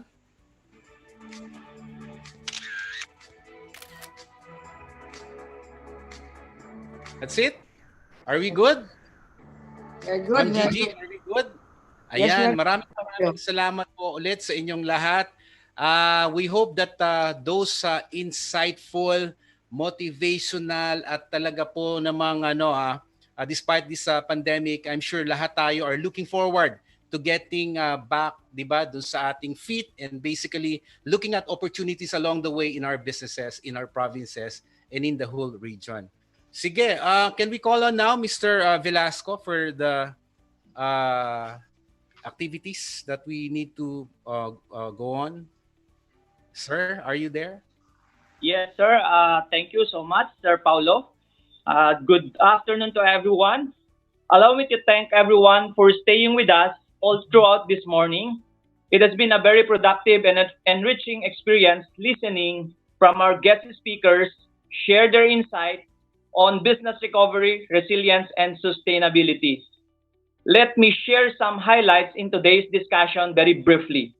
Ambassador Benedicto B. Hujico, in his speech, emphasized the need for a recovery plan that provides stimulus for business, accelerate build program, accelerate agriculture sector, strengthen local business environment, and the need to develop new sunrise industries under the new normal. He likewise noted that the innovation will be a key element that will define our economy, and that the innovation can be embraced not only in the way we do business, but also in the way we engage with our stakeholders. He added that we need to inspire and instill business confidence. Now, our keynote speaker, Finance Secretary Carlos Dominguez, meanwhile, provided updates on the current situation of our country's economy, particularly the situation in the North Luzon, the government's recovery program, and the big infra projects in North Luzon that are expected to be completed this year and their benefits. The first session delved on the government support programs that will help us move forward from this crisis. DG Jeremiah Belica of ARTA shared their ongoing initiatives such as the Project Nehemiah and some policy issuances urging government agencies to maximize the use of technology in efficient and timely delivery of government services online to minimize the risks of further spreading diseases. Mayor Gatchalian, meanwhile, shared Valenzuela's City's Paspas Permit Project, an online platform where local residents planning to create their own small business during the pandemic can get a business permit in 10 seconds. The second session focused on how a strong public-private partnership can facilitate a speedier and effective economic recovery and ultimately achieve economic resilience. Governor Albert Garcia shared some of the impressive ongoing public-private partnership in Bataan and in Region 3.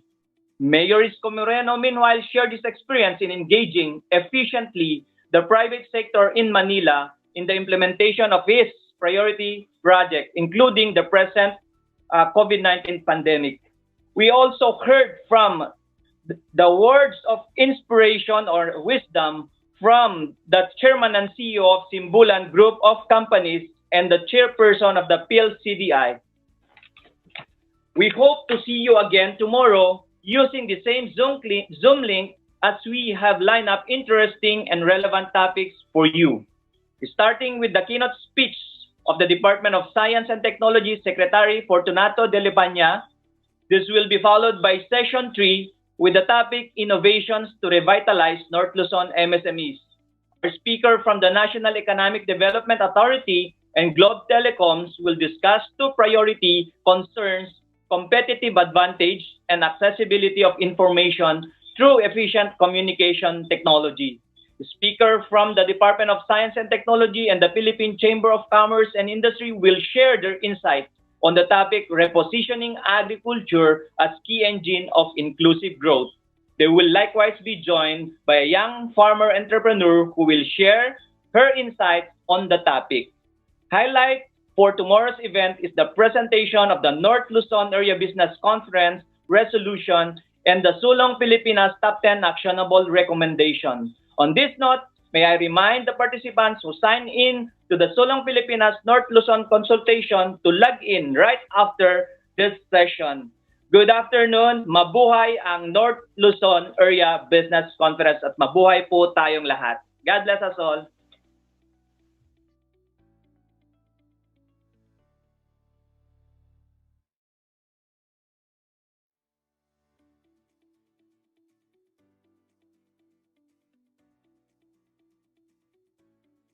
Pasalamatan yung mga tumulong sa atin, di ba? As we move along with the program, our event partners, Clean Way of Herma Group ng companies, and RG Simbulan and Partners Corporation of Simbulan Group. Also to and our sponsors, Royal Crest Cement Corporation, McKinney Food Corporation, and LX Events Pro. Maraming salamat po. Now, at this point, we would like to have this ito na yung huling gagawin natin at this point. At marami sa atin, I'm sure you have a very good insight of this virtual conference. And please join us tomorrow. Tomorrow, another day of insightful na session ang mangyayari. So, to give way and to extend our special thanks to our Philippine Chamber of Commerce and Industry Secretariat, to all the people behind, yung mga nasa back-end, alam natin hanggang madaling araw, hanggang kaninang alas 4 na nagtatrabaho, maraming salamat po sa inyong lahat. To our Bulacan Chamber of Commerce and Industry, led by siyempre Ms. Gigi, and to our Pampanga Chamber of Commerce and Industry, Karine, and to all the chambers, no? At lahat po ng tumutulong to make this event very successful in its first day pa lamang. So before we end, excited na ba kayo? Magkakaroon po tayo ng raffle. So magpaparaffle po tayo ng hulaan nyo. Kotse ba ito? Jacket ba ito? But then again, everyone, we will be giving away 10 earpods to 10 lucky participants and 1 tablet. Mind you, ito yung mga kailangan natin.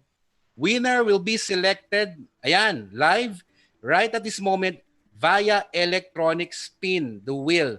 We will flash, now it's flash, di ba, yung wheel natin, containing your names, and the wheel will spin electronically. So nakakatuwa po ito, ha? Yan. So the winners dito, babasahin natin isa-isa at immediately, i-message po kayo ng secretariat. Okay, game. Ayan. So we have first, ito na yung unang panalo natin. Miss, I hope I am right with this, Corito Rose Tayag. That's the first winner. Yan ang unang winner natin sa ating spin a wheel. And congratulations, Miss Tayag. This is the second winner. Ayan. Sana po bukas po meron pa rin po. Another winner, Jen Florendo. And Jen Florendo. So ito po yung para sa earpods, dalawa pa lang po. Spin the wheel. Sana po swertihin ang bawat isa dun sa 10. Green. Ang next winner natin sa Bali Lacson ng earpads, courtesy of our host chambers. So nakailan na tayo? Tatlo, pang-apat na ito. Ayan, si Miss Gigi mukhang magdadagdag pa. Oh, Sir Orly de la Peña, ang sumunod na winner. Baka si Sir Orly, paano ang tawag doon? Ibalik na lang daw.